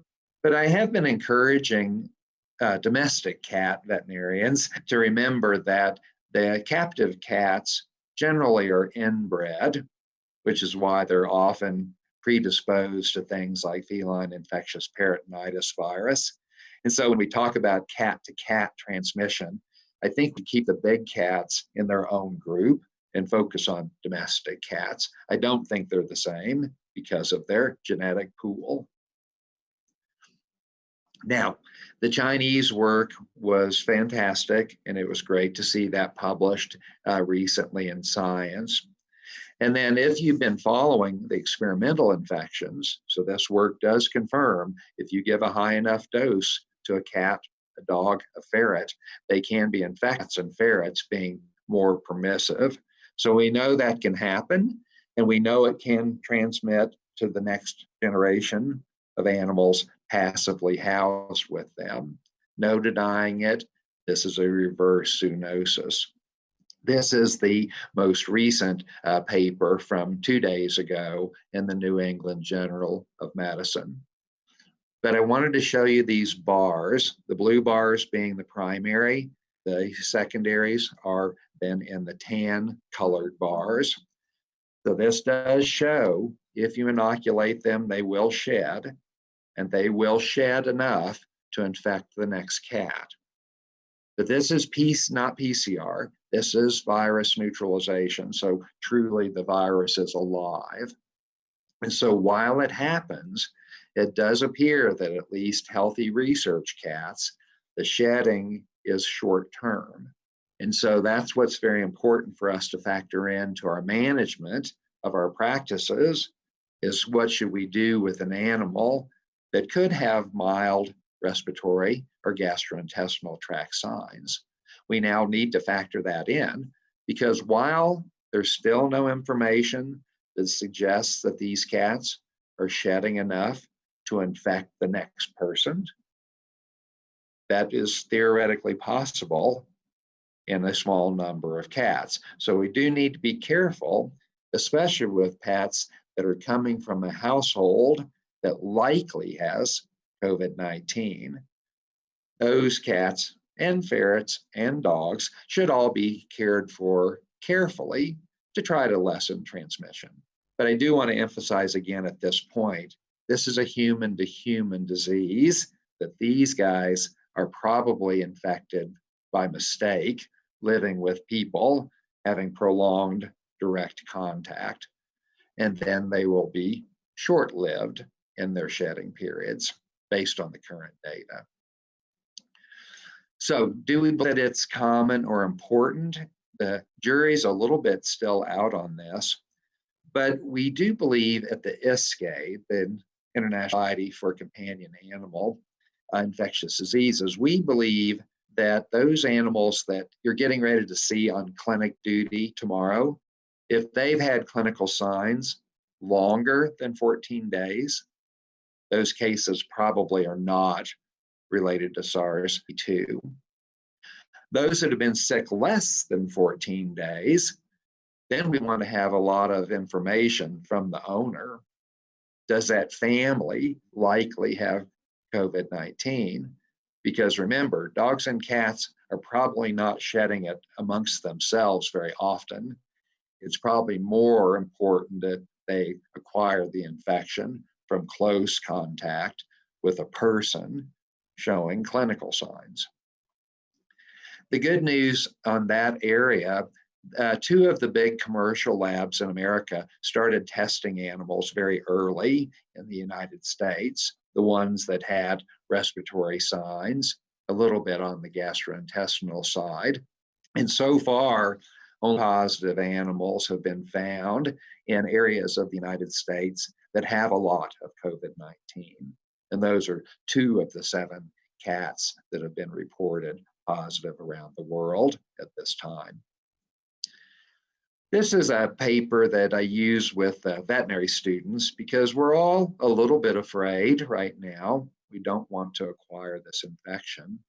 But in this closed group of veterinary students, where there were 2 students that were definitely carrying the virus, the 9 cats and 12 dogs that lived with those students did not become positive. So even though it can happen, and experimentally when we give a large dose, we can certainly infect a cat or a dog or a ferret, it appears that that's a little bit unlikely in a situation in nature. But just to state it again, even if a pet was potentially positive, the odds of giving it to the next person is relatively low. But because of the potential risk, we do recommend that people that are being self-quarantined because of having the virus or appropriate signs, they should sequester themselves away from their pets as well, because we need families' infection to stop as soon as possible.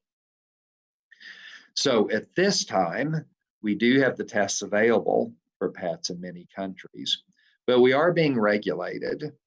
We can't just send samples, and the building that tests for this virus is right next door. My lab does the PCRs on research samples. But point is, we do limit the number of animals that are tested at this point, and our public health veterinarians in the state of Colorado, here where I live, they have to give us approval to test a pet animal. But that varies by the country, and so those of you with us today will have to struggle with those decisions yourself. Do we believe that it's actually a giant clinical problem in pets, meaning a common cause of upper respiratory infection signs, common cause of gastrointestinal signs?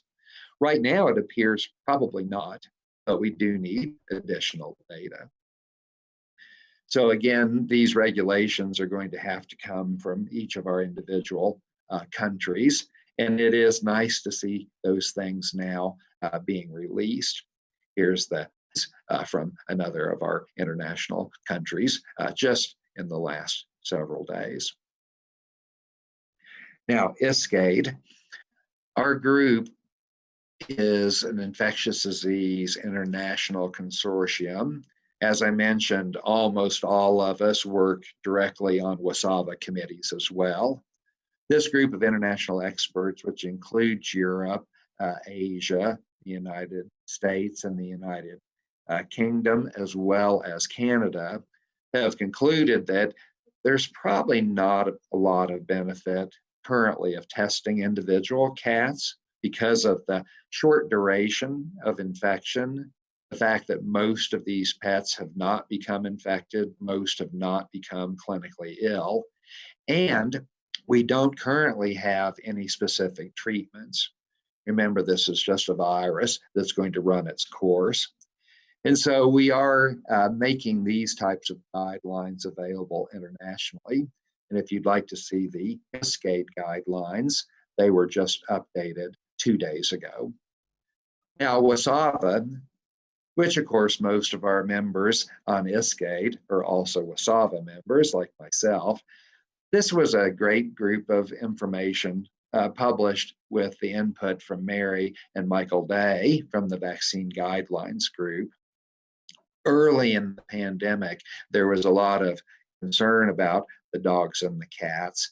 And since there are some coronavirus vaccines in certain countries, then there was a thought, oh, maybe that will lessen the risk of SARS-CoV-2 to people. And that is actually untrue. So using the enteric coronavirus dog vaccines that are available in some countries, or using the temperature-sensitive mutant FIP vaccines that are available in the United States and a few other countries, there is no indication to do that, trying to lessen this particular virus. They're too distantly related. There will be no benefit for that. But the other nice thing about this particular guideline is that we also talk about what to do during the times that routine care is shut down in clinics. What do we do if we miss vaccinations, especially in puppies and kittens? This guideline is giving you a lot of information about that topic, and I'll refer you to that publication. Of course, we really want to protect our staff. This is a human disease. Human to human is most important. But since we can have transient shedding, potentially, by dogs, cats, ferrets.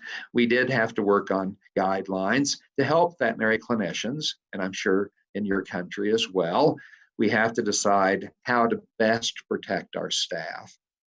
And so that really starts with asking a group of questions about people. This is a people disease. And so if there's been no evidence of clinical disease, potential exposure in that family, then there's probably very little risk to your staff. And so this is just one example that was published in the Americas, how to use the history from the family to make a decision tree on how to protect your staff.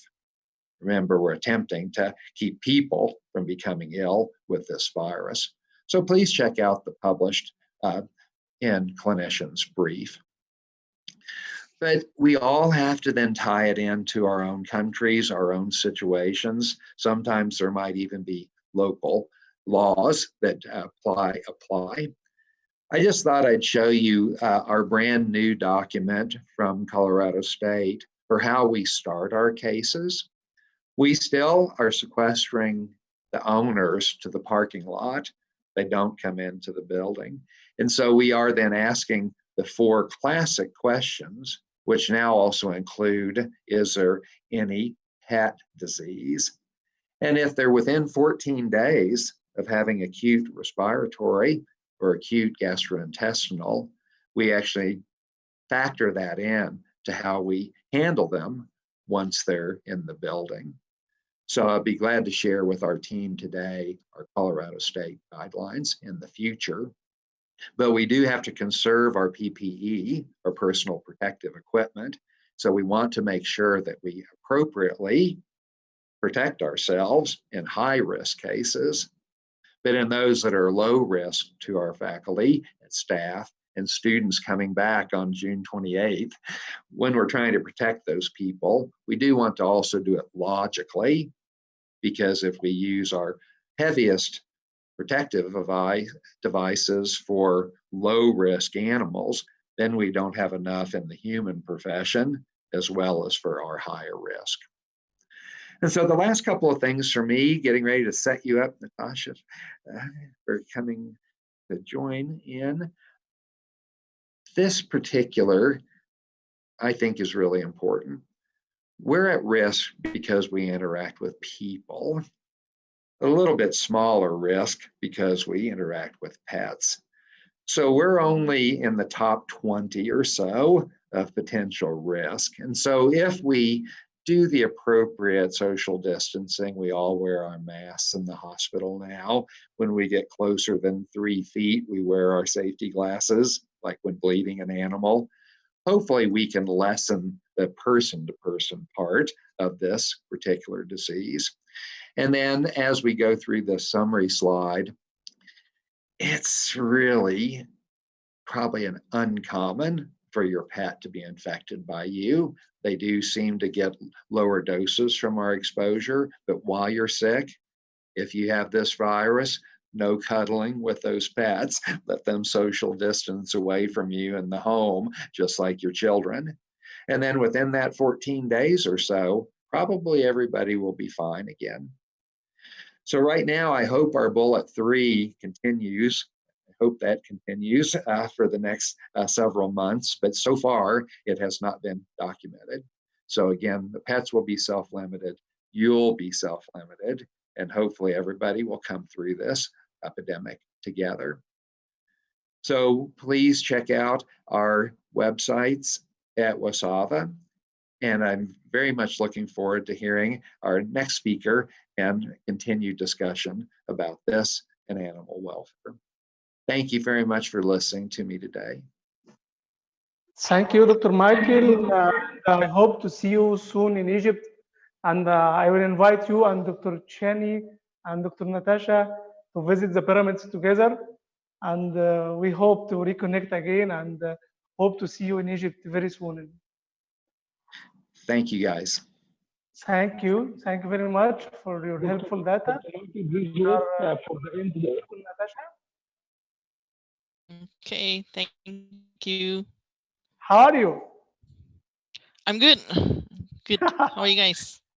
Oh, good Still evening. awake? Good evening or good morning. What is the time? It is now 9:40 p.m. at night Okay. here in Malaysia. So good evening, Dr. Natasha. Yes, good day to you guys. So my part is going to be very short. I think the very important part has been covered by Mike. So my part is I'm going to talk about animal welfare advice during this pandemic. Okay. Okay. So you can see my slides, right? Yes, yes, I'm Yep, seeing no it. problem, Nat. We can see them clearly. Awesome. Okay, great. So Okay. very quickly, the next few slides, I'll talk about different advice for vets, for pet owners, and I'll go through very quickly advice for NGOs and also the governments or authorities. So we start with why is pets important for people? And it's because the main reason is because of this human-animal bond. And it's mainly because of this bond that creates, our career and helps us to be better vets with our clients and our patients. And the human animal bond, if you look at it, what it is actually, it's a mutually beneficial relationship between people and animals, and it helps to benefit both of them, not only just on physical benefits. I think we all know how it helps humans to have better immunity and better well-being, lower blood pressure and all. But also very importantly is that it helps us with our mental well-being as well. So it's not just people, it's also animals' physical and mental well-being as well. So it ties in with animal welfare. So if we can keep our pets to have good welfare, then we will have great human animal bond with them, and therefore it affects us positively as well. And animal welfare in this case is defined as the physical and psychological, social, and environmental well-being of animals. Now I know this is a little bit difficult to understand, so the next slide I'll explain a little bit more about what animal welfare is.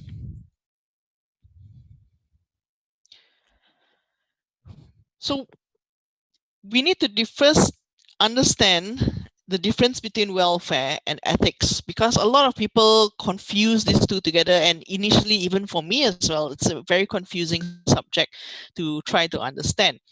But I'll give you this case study as an example in terms of how we can understand this better. So imagine that you have two cats with similar injuries, which is a broken leg, that's come to you in your clinic. The only difference is the owners. So in cat A, the owner maybe hit the cat on purpose until the leg is broken. But cat B, the cat ran away from home and got into an accident with a car. And then both of them are presented to you in the clinic. If we look at just the welfare of these animals, and we look at welfare science to measure this welfare, we can see that actually the welfare for these two cats are the same. So welfare science looks at how the animal is feeling, and we're trying to measure what the animal's experience is like.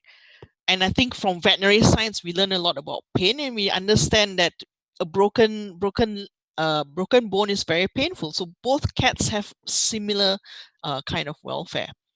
The main difference in this example here is the owner and how the owner acts, and that is what we call animal ethics.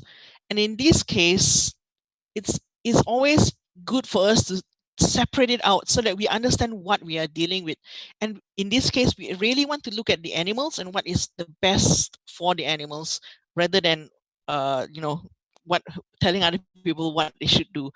But by understanding what is good for the animals, it automatically concerns what people should be doing for animals as well. Now, animal welfare is not a yes or no type of question. It's not a yes, animal has welfare, no, animal has no welfare at all. But it's a continuum. So it ranges from very poor welfare to very good welfare. An example I would say is, imagine that sadness in people, if you are not feeling sad, it doesn't automatically mean that you are feeling very happy. So same with an animal as well. If an animal is suffering and then you take away that suffering, it doesn't mean that the animal has good welfare. It might be somewhere in the middle with neutral or adequate welfare, or what we call a life worth living. So the whole point of getting animals to feel more positive experiences is the whole point of animal welfare, and trying to bring it into a positive side so that the animal can have a good life. So in short, what are the things that we need to do to ensure that the animal has good welfare or a good life? 5 animal welfare needs. This is the most basic of all the animal welfare lesson for us to understand 5 animal welfare needs. Now, I'm not going to go into detail into all the 5 because you can download our guidelines that we have written from the website. So we can go to Wasava website and find for animal welfare guidelines, and it details what you can do in your practice, in your clinic, for all these 5 different animal welfare needs. Now, we are talking here about this pandemic. So what is the difference in your clinic in terms of what you're going to do for the animals? First of all, we need to ensure that one of the things that affects us in the practice is how much equipment, personal protective equipment, drugs availability is available for vet practices. So a lot of times the advice comes down to only offer essential veterinary services.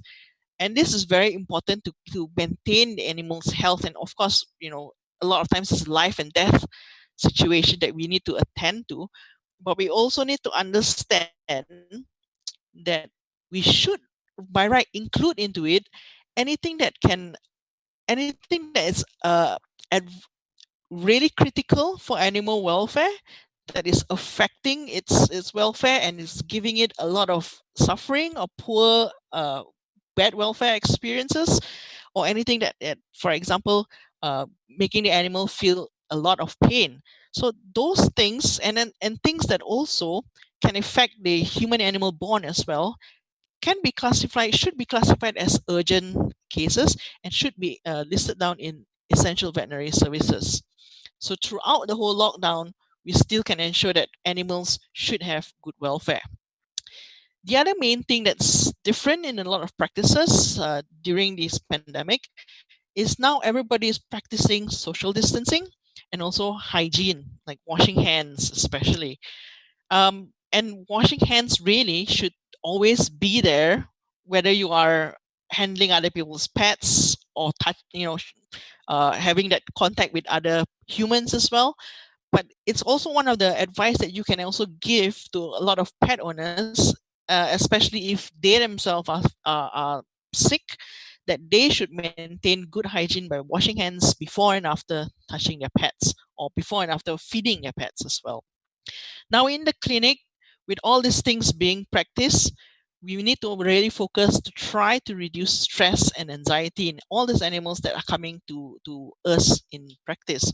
So we can do things like reducing the amount of time that we need to diagnose and treat those animals, or even keep them in the wards in the hospitals. How you handle those animals would be very important, especially that maybe only one person, one owner is allowed to go in, or maybe even not at all going in, so that that animals' familiarity with people is not there. It makes them a bit more anxious. So we need to try to reduce all these things within our practice in terms of what we can do uh, in our practice. And one of the things that is important is handling of animals and how to make a fear-free environment. So we can Google up fear-free practices, and there's lots of resources there for us to teach us, vets and vet practices, how to make it a fear-free environment. But fear-free also have lots of resources for owners at home, and also for shelters as well. So people who's dealing with a lot of different animals. So do check it out. Now, the time that an animal visits the clinic is maybe less than 1% of its life. Most of the time, they're going to be staying at home. And home is where it affects the welfare the most. So that's why we have lots more advice, and it's more crucial for us as vets to educate pet owners in terms of how they can treat their animals at home. And in times of this pandemic, a lot of times we are all locked down at home with our animals. So we need to make sure that we are first, I mean, when I say we, means pet owners need to be prepared to make sure that there's adequate food, adequate pet supplies, that is, for example, cat litter. And if the animal is on medication, to ensure that there's enough medicine supplies, and also contact your vets to get enough supplies in the future for the entire duration of the lockdown. Now, this is probably more essential at the beginning of the pandemic than in the middle or towards the end of it, but it's still a good reminder to get people to understand how important it is to maintain good welfare for the animals. Also, the other advice for people at home is to have a backup plan in case that the owners fall sick. Is there someone else that can care for the cats or for the dogs? Is there somewhere that they can actually put the dogs temporarily or pets temporarily while they recover themselves? So we need to have a backup plan as well. Now, the main thing that affects welfare of animals at home is a big change in their environment or in their routine. So we need to understand that if while we are all locked down at the same time, we need to try to maintain routine, try to have something that's on schedule. So for example, feeding times, time for, to bring the dog for a walk, to go to the toilet, or to exercise or play time with the animals should be scheduled and should follow roughly around the same time every day. So we create that routine on the animals at home. The other important thing at home is to create a space where the animal can feel safe. So to create a space where the animals can go and hide if they don't want to interact with you or any other people that's locked down at home, they want to have their own me time. So, and it doesn't have to be a whole room for the entire animal. It can just be a quiet little corner, and make sure that nobody disturbs that animal while it's resting away from people as well. The other thing that we need to consider with people, especially with kids and dogs that's locked down at home, is safety. And this, I'm talking specifically about trying to prevent dog bites, especially for children. So we need to educate kids and parents, of course, how to identify body language of dogs, when to touch them and when not to touch them, so that we can avoid dog bites and potential harm at home. And the other main thing about staying home with your pets, especially if they are now not allowed to go out as frequent as much, or maybe not allowed to go out at all anymore. So we need to come up with some ideas and things that we can do to entertain pets at home. It doesn't have to be 24 hours a day, but you create that routine and maybe spend a couple of minutes, maybe an hour or so, depending on you and your pet really, to get that entertainment at home. So these are some ideas that we can do at home. Like for dogs, we rotate different toys every now and then, use a puzzle feeder to give food for the dogs. Training and obedience is actually a good example of how not only you can establish a good human-animal bond with your pets, but also it's a good engagement tool, and also a good time to actually enrich them while doing the training. And of course, there's exercise as well. For cats, it's important to make sure that they have enough resources. When I'm talking about resources, that means litter trays, enough space and hiding spaces, especially, or places to rest, and enough places for them to scratch.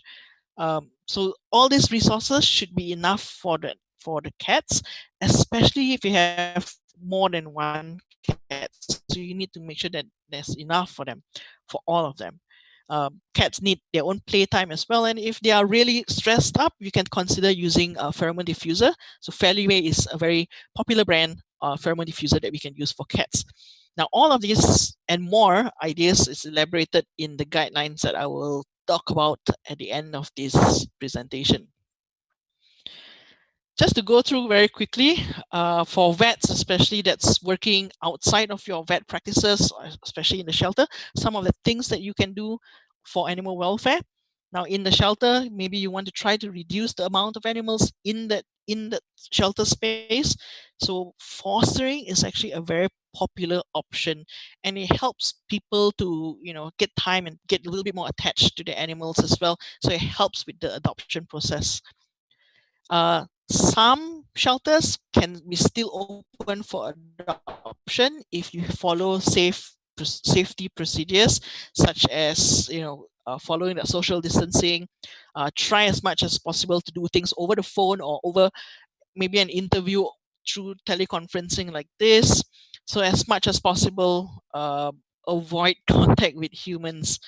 But it's still possible to have some adoption programs going out.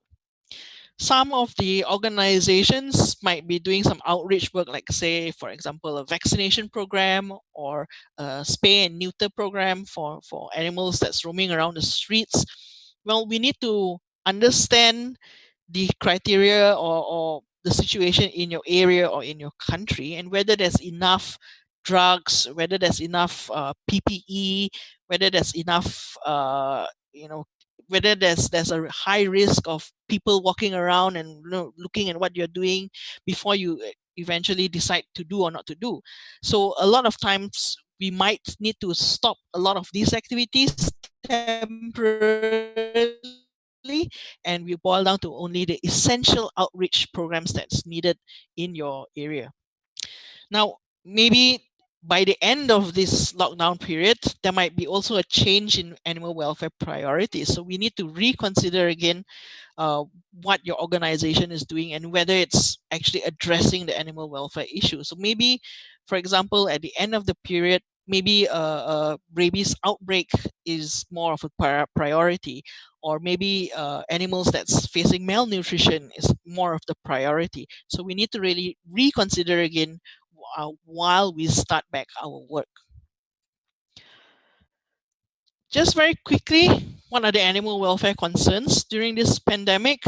And it's not just concerning NGOs, this concerns vets as well. I'm sure a lot of you already have seen some sort of abandonment that's happening. And this could be because people don't understand, people are fearful of the animals, but it also can be because people's reduced ability now to take care of their pets, so whether they're sick or doesn't have that financial capability anymore to take care of their pets.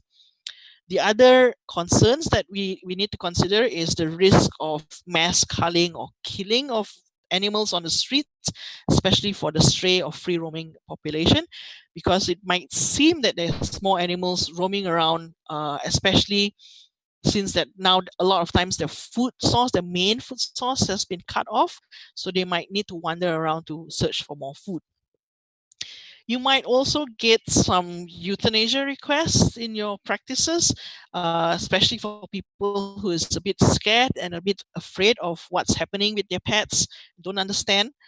You need to make sure that they understand that euthanasia is not the only options that they have, although euthanasia can be used to relieve the welfare of animals, but euthanasia might be just one option.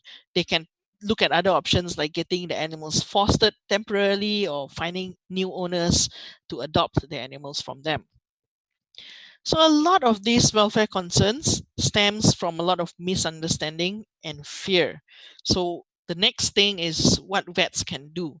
So we can advocate for animal welfare by firstly trying to educate a lot of people about animal welfare, not just our clients, but we can educate other people or give advice to other authorities or the government, for example, on what is welfare and how we can actually maintain good welfare for their animals. We need to make sure that we voice out and make sure that animals able to get their food, pet owners and able to get food supplies, medicine, and access to vet service when it's needed. We need to try to keep pets and owner together as much as possible, because that separation would create that anxiety, and we don't get that benefit from that human animal bond anymore. So as much as possible, keeping them together will reduce their anxiety and increase their welfare. Dogs would need access to get exercise and maybe opportunities to go for toilet outside. So if you are if you're advising to the government, maybe you should allow pet owners to walk their dogs. Of course, it has to be done in a very safe manner. So keep that distance with other dogs and other humans, especially. Make sure that they have adequate distance between them. And of course, hygiene is very important. So wash hands before and after touching your animals. Now, as I mentioned earlier on, there might be a lot of animals, stray animals or free roaming animals, where their normal sources of food has been cut off because maybe the restaurant's not open anymore, or the marketplace has been shut down. So they're all roaming around looking for food now. So the other advice is we don't want them to roam around too much. So if people are already they understand, they know the animals in the area, they recognize those animals and they are concerned for those animals, we should allow them to come out and give food and water for those animals. But of course, again, it shall be done in a safe manner. So as much as possible, don't do it in a crowd with a lot of people. Do it in one or two persons. Maintain that social distancing, and of course maintain good hygiene as much as possible. Now, I know I said a lot, but there's a lot more for you to read. So in terms of animal welfare advice in times of COVID pandemic, you can go to this website, the WSAVA COVID resource package, and you see there's a lot of resources on that website. So Michael Lepin has just showed you what it looks like at the top. If you scroll down to the bottom, there's this place for animal welfare advice, and we separate it for advice for pet owners, organizations or NGOs, and then for governments and authorities. So do download this and then spread the news as well to relevant people. That's it. Thanks a lot, Dr. Natasha. We're happy to listen to you, to your valuable informations. It was very amazing information. Thank you very much. And hope to see you also in Egypt very soon, and going to pyramids and Khan el Khalili. I will invite you to visit all Egypt very soon, and we will reconnect very soon after Corona. Dr. Chen. We're going to Dr. Chen. Just briefly, yes, I'll just put my screen up. Yes, of course.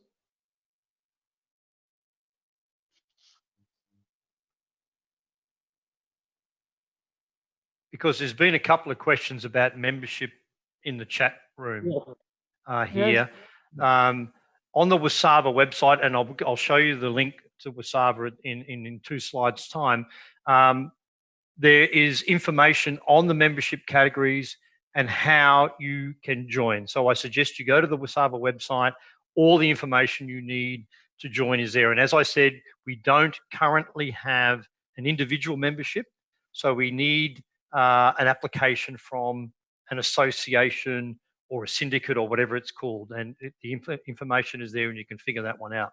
Another very important thing, we have to thank the people that support Wasava, and MSD Animal Health support both continuing education and the One Health Committee, and we thank them for that. And Purina Institute support the One Health Committee and also the Animal Welfare and Wellness Committee. So they are 2 of our very important sponsors. So I'd like to just thank them for their support and continued efforts on behalf of Wasava.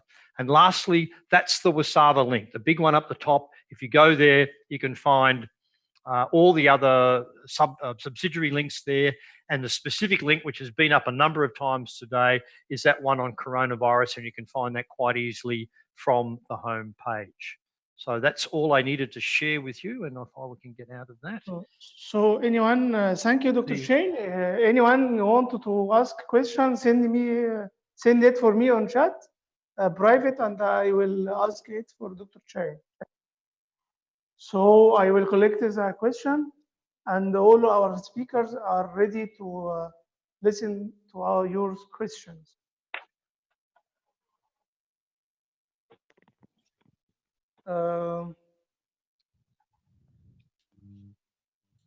So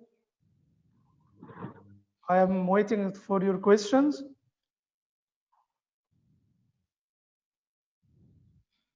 Dr. Chen, he asked me the first question that there is any data about case number 0 in COVID-19?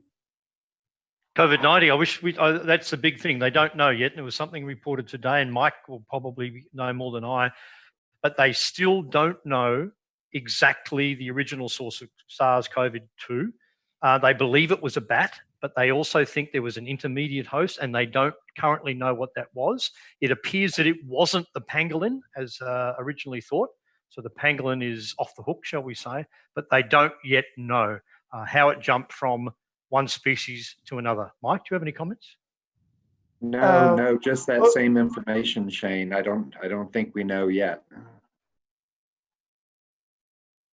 But to all evidence that we have, it started probably in a wet market where you have a mixture of live animals, both domestic and wildlife, in close proximity together. And I don't know if any of you have seen one in Asia. They can be low on hygiene, shall we say. Okay, there is a question for Dr. Labin.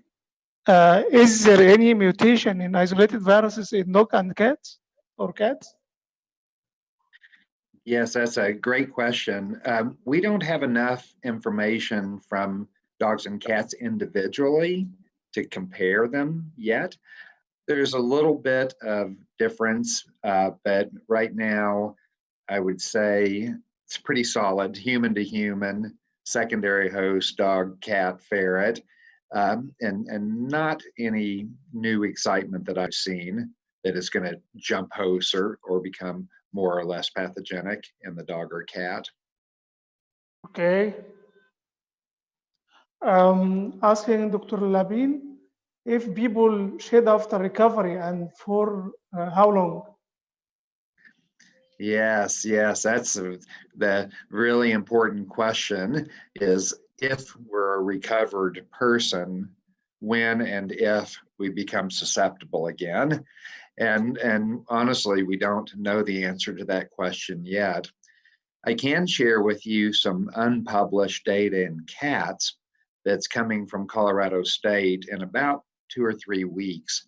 But if experimental infections are induced, like the one that I showed you earlier today from New England Journal of Medicine, and then also our friends in China, we have some data coming, not from my lab, but from a colleague, that shows good solid immunity on re-challenge at day 28, just from a cat that has made it through an experimental infection. You cannot reinfect them on day 28.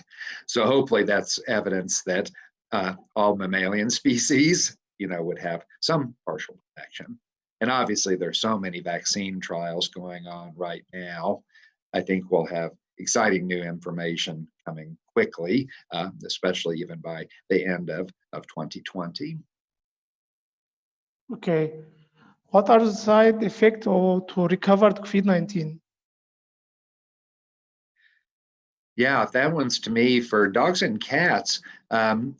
The ones that have become ill have seemingly been self-limited and mainly vomiting, diarrhea, coughing, sneezing, perhaps ocular discharge. We have a study in my laboratory right now as well. So hopefully using cases in the environment, hopefully we'll be able to give more information about the natural course of infection.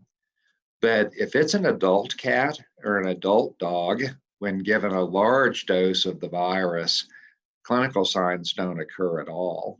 And so right now, I would say there's no evidence for a long-term clinical illness, which is why ISCAID feels if they've had regular respiratory signs, it's probably a cat with herpes. If it's a dog that's coughing, it's probably Bordetella, not this virus. And if those clinical signs have lasted for 14 days or longer, it's also probably not this virus. So that's one of our decision trees in our hospital, is if they've had respiratory or gastrointestinal signs for longer than 14 days, we do not believe that it's this virus. Within 14 days and from a known sick household with sick people, then we do wear our full PPE because there's short-term shedding potential. Okay. So, Dr. Labine, what do you mean by reverse zoonosis? Ooh, can you restate? We broke up a little. That's right. I'll grab that, Mike. A reverse zoonosis is a disease that is passed not from an animal to a human, but from a human to an animal. And it has another name too, called an anthropognosis, which means that the human is the source of infection to animals. So in this case, the animal gets infected because of a human infection. And as Mike has well described and explained here, that animal appears to be a dead-end host in most cases. It doesn't pass back to humans, but it doesn't even pass to other animals unless in highly experimental circumstances. Okay. There is a question that asking about ACE inhibitors or ACE receptors, if it protects dogs from COVID-19? Yes, that work with the ACE2 receptors do show that ferrets and cats are a little bit more receptive to this virus than dogs. Okay. There's a question for you, Natasha, about how to make an animal comfortable during examination in the clinic. The main thing about an animal, to make that animal comfortable in the clinic, is how you handle that animal. So you make sure that there is no sudden movement. If you need to restrain the animal, try to do it as gently as you can. You try to do everything as gently as you can before you move on to a more firm type of restraint techniques. So small things like, if you have a big dog, don't lift the dog up to the table. Bend down to examine the animal. If the owner is there, let the animal take their time to get to be comfortable in your examining room while you question the pet owners for this history. So it's small tips like that. If you want to know more details, the animal welfare guidelines is probably the best for you to download and have a look. Thank you, Dr. Natasha.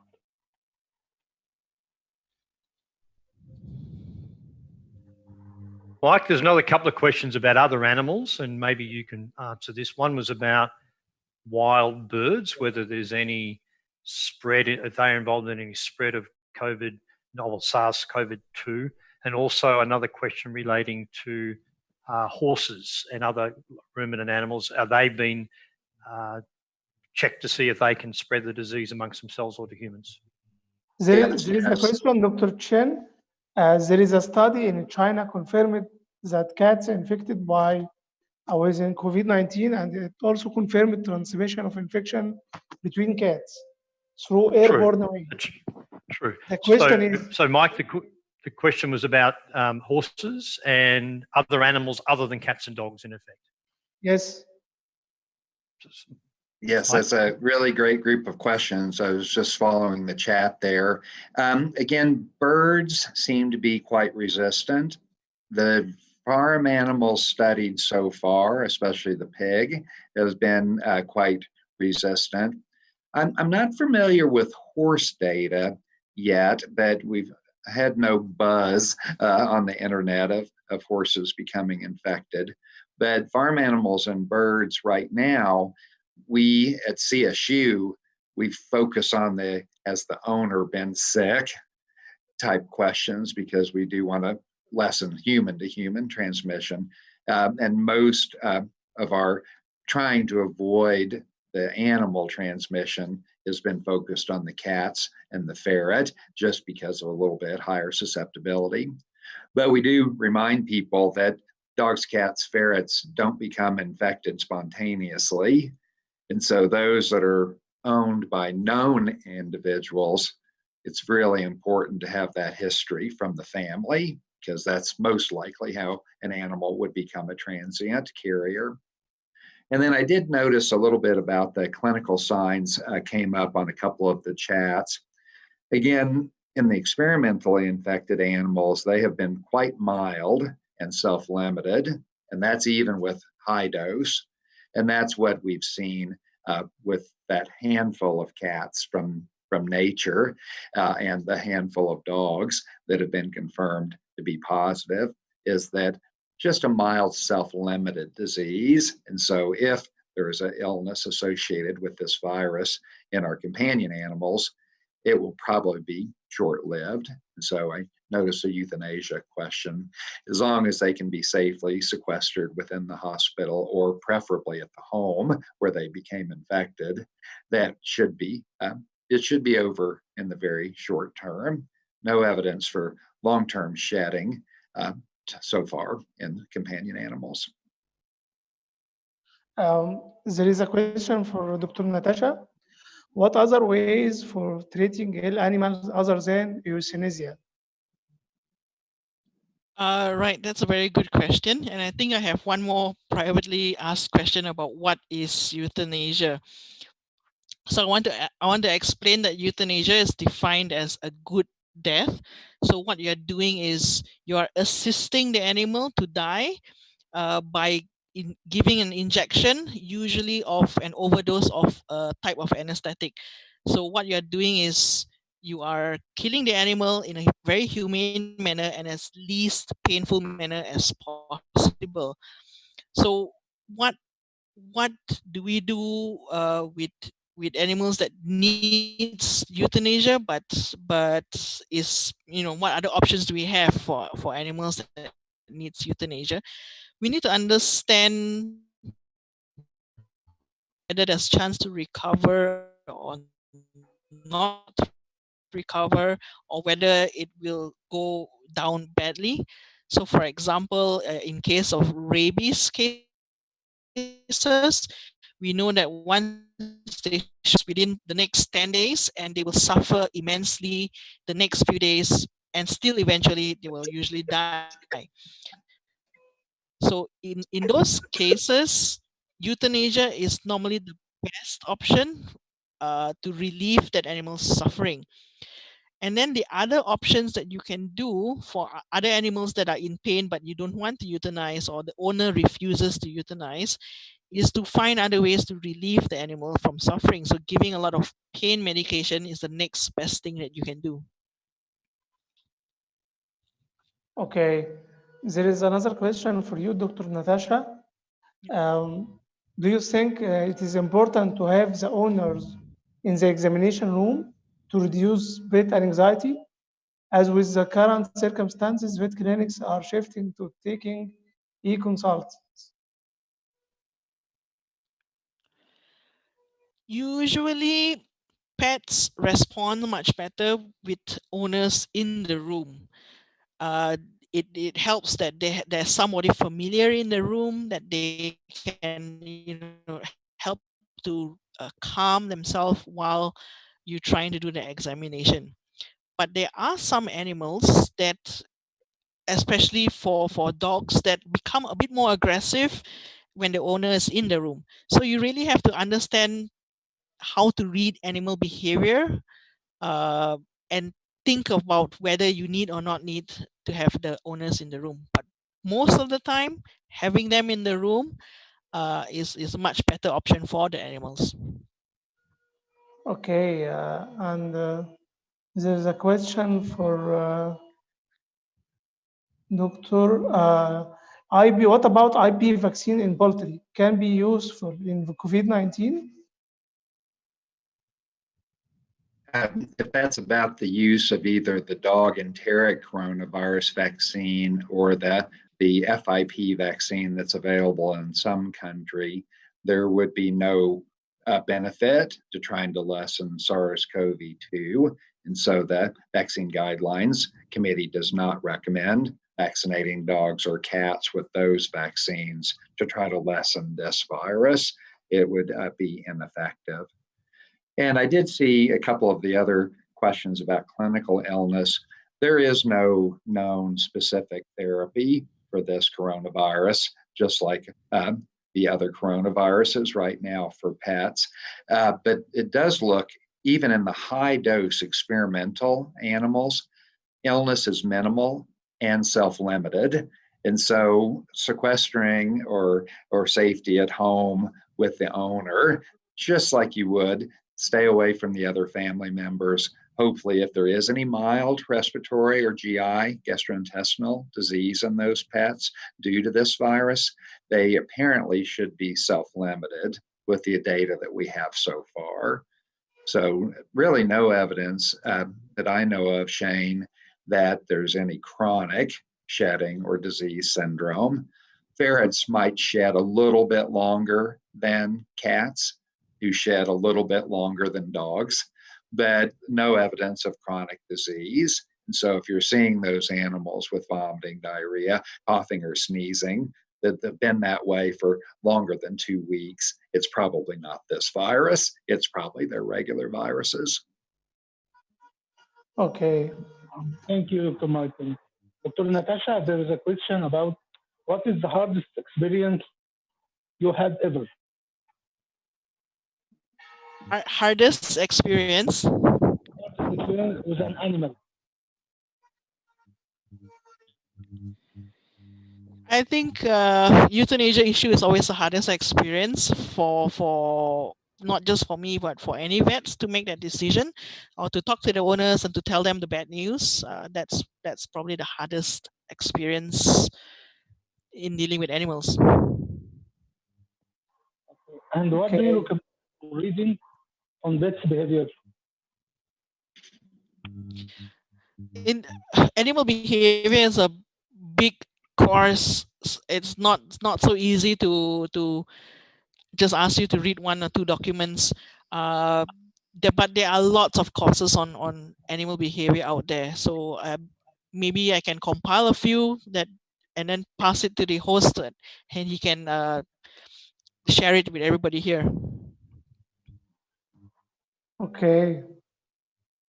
I just think maybe, Dr. Mohammed, that maybe you can collate the rest of the questions and perhaps send them to myself, and I can pass them to Dr. Lappin and Dr. Lee, and they can perhaps respond to them as we go on. There's probably 1 or 2 more that we can do before we run out of time. We only have a couple of minutes left. And if there are any extra ones, maybe if you can send those to me and I can pass them on to the speakers, and they can respond when they can, and I will send them back to you, okay? Okay. So maybe another couple of questions and we can finish up. Yes, the last question for you, Dr. Shane. Can any vet join Wasava or just organizations? Only organizations at the moment. We have been looking at the possibility of having individual membership.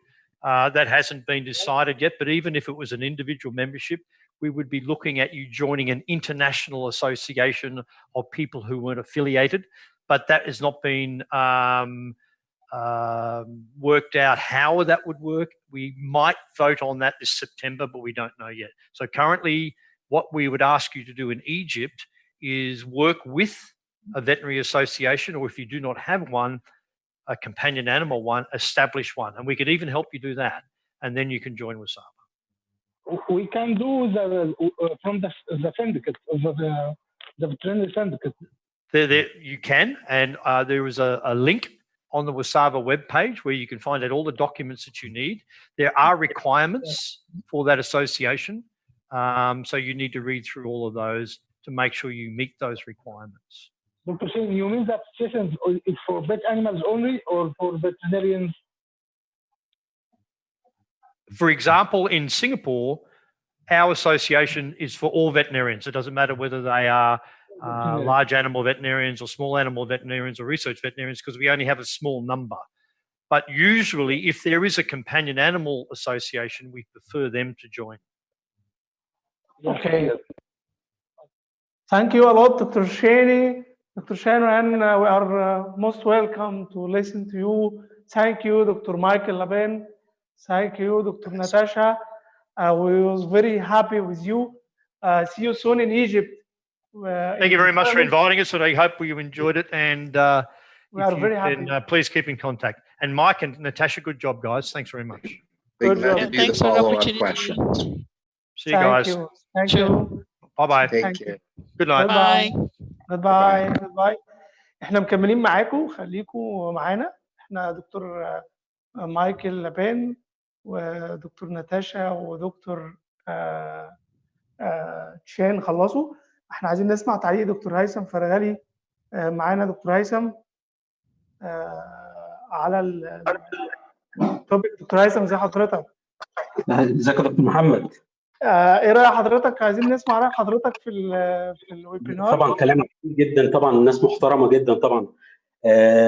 الكلام طبعا برضو زي ما كلام العالم كله بيقول ان القصه لسه ماسكت شويه برضو، عشان ما ناخدش قرارات حاسمه على الموضوع دلوقتي ونتعامل مع القطط والكلاب ان هم سورس اوف انفكشن، لان الخطوه دي خطوه مهمه قوي في الحسابات. تمام. لان مستقبل المهنه بيقف على كلام يعني مسؤول. المفروض ان احنا لسه ان احنا نعتبر القطط والكلاب مصدر للعدوى، دي قصه كبيره جدا. حتى الابحاث اللي معموله ابحاث تعتبر نسبه قليله جدا بالمقارنه بالابحاث اللي بتتعمل على مستوى العالم. تمام. مش الحاجه اللي تخلينا ناخد الريسك بتاع، لان اول ما ظهر القصه دي ابتدت الناس ترمي الكلاب والقطط في الشارع، وده كان حاجه مش مظبوطه. يعني قرار بدري قوي. هو احنا نطلع بكونكلوجن بس من القصه دي ان احنا نبدا ناخد خطوات الاحترازيه في التعامل مع القطط والكلاب زي ما بنعمل خطوات احترازيه مع البني ادمين. تمام. يعني هي دي النقطه الاساسيه في الكلام يعني. تمام. انما طبعا يعني بصراحه حدث محترم والناس محترمه جدا ان احنا الواسبه بيتعاملوا معانا هنا.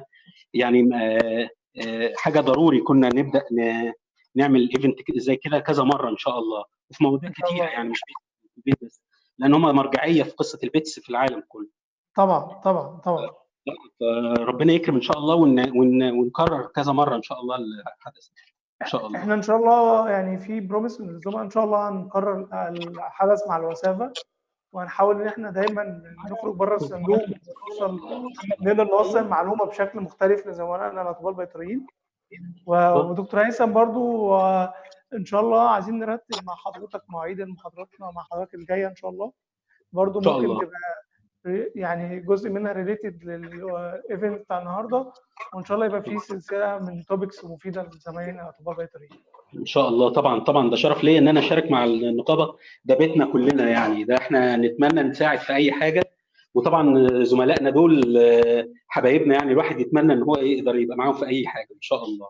شكرا دكتور هيثم جدا، والله نشكر حضرتك. معانا دكتور محمد نبيل برضو زميلنا.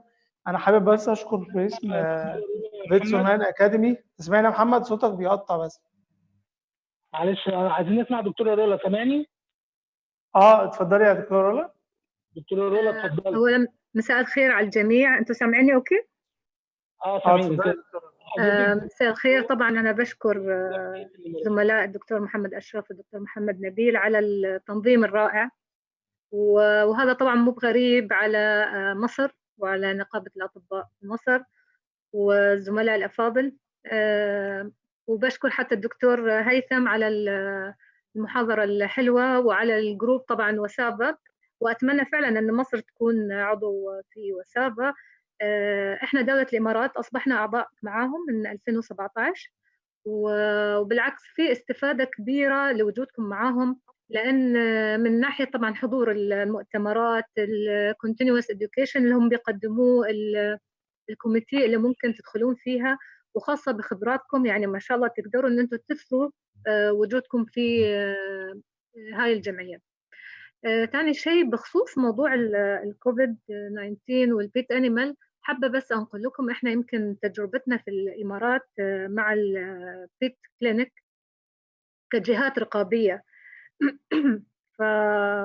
فطبعا في بعض الإجراءات الاحترازية اللي إحنا طلبناها، واللي بعض حتى العيادات أصبحت إن هي تسويها بصورة أكبر. يعني مثلا في العيادات اللي هي أصبحت ما تستقبل الكلاينت كأشخاص، إنما هم يأخذون من الحيوان من خارج العيادة ويعالجونه وبعدين يسلمونه لصاحب الحيوان.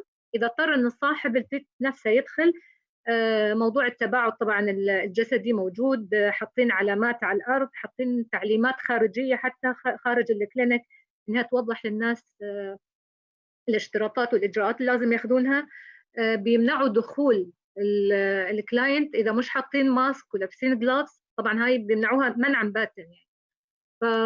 فالإجراءات موجودة، حتى أحيانا في سيرفي من خارج البوابة للأشخاص إذا كانوا مثلا كانوا كونتاكت مع مصابين عندهم أي أعراض مرضية، على أساس حتى إن ما يتم نقل المرض، ممكن لا قدر الله إذا موجود، لأن في ناس ممكن ما تظهر عليهم الأعراض، ممكن يكونوا نقلوها للبت، وفي نفس الوقت هذا البت بيروح العيادة هاي فيها أنواع أخرى وحيوانات ثانية.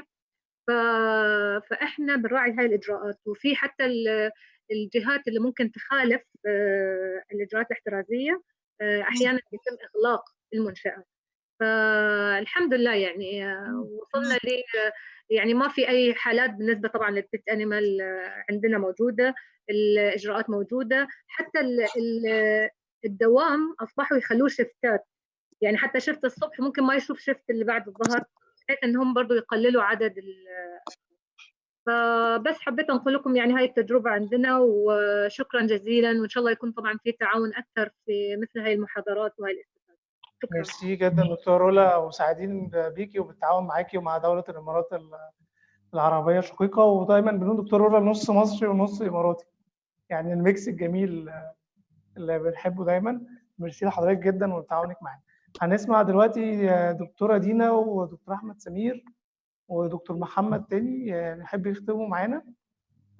مين حابب يبدأ فيهم يتفضل. دكتورة دينا ازيك؟ دكتورة دينا؟ ايوه دكتور محمد. دكتورة دينا سوشيال برودكت مانجر بتال فارم في مصر، الدايموند سبونسر فور اور ايفنت. نحب نسمع رأيك عن الايفنت وتختمي معانا برضو في الايفنت. احنا نحب نشكرك جدا على الايفنت. طبعا حاجه كويسه جدا ان احنا يبقى في بنوصل اوريدي للعالم ونشوف الاسوسيشن زي الوسافا بتتكلم بتقول ايه على الكوفيد وعلاقتها بالباتس. دي خطوه كويسه جدا، نتمنى ان احنا اوريدي تتكرر بعد كده. ونحب نشكر الحضور كلهم، ودكتور هيثم ودكتور احمد، وطبعا فاكس اونلاين، على ان هم اوريدي المحاضره دي، وان هم ادونا الفرصه ان احنا نقابل زمايلنا، وان شاء الله يبقى في تعاون مستمر. ميرسي دكتور دينا، ونشكركم على الدور المجتمعي اللي بتقوموا بيه، وان شاء الله نتعاون دايما في خدمه زملائنا الاطباء البيطريين ان هم يقدروا يوصلوا للمعلومات من مصادر موثوق منها ومن الجهات المعتمده دوليا عشان يفيدوا نفسهم ويفيدوا البيت اونرز ويطوروا من نفسهم دايما. دكتوره دينا بتال فارم. معانا دكتور احمد سمير. شكرا دكتوره دينا. دكتور محمد، اتفضل يا فندم. شكرا جزيلا ليكم، بصراحه حاجه ممتعه جدا. الاكسبوجر على الاكسترنال انفايرمنت ده رائع جدا، حتى وان كان احنا سمعنا الناس ديت وسمعنا هم بيقولوا ايه، حتى هنختلف معاهم في راي، لينا اراء معينه. الاكسبوجر نفسه ده شيء رائع جدا، فكره جميله انتوا عملتوها بشكل كبير. بس حابب اتكلم في حته، طبعا انا بتاع مايكروبيولوجي، فموضوع الانفكشنز والكوفيد والبيتس او بيتعامل مع حيوان اليف، يفضل انت بتتعامل مع الحيوان ده زي بتتعامل مع فرد من افراد الاسره. يعني الاهتمام بالنظافه، الاهتمام بالتعقيم، ده مهم جدا، لان الحيوان لو حتى جاله الانفكشن واصبح كارير وما ظهرش عليه اعراض، انت بتلمسه، فبالتالي زيه زي الانسان اللي عايش معاك في البيت.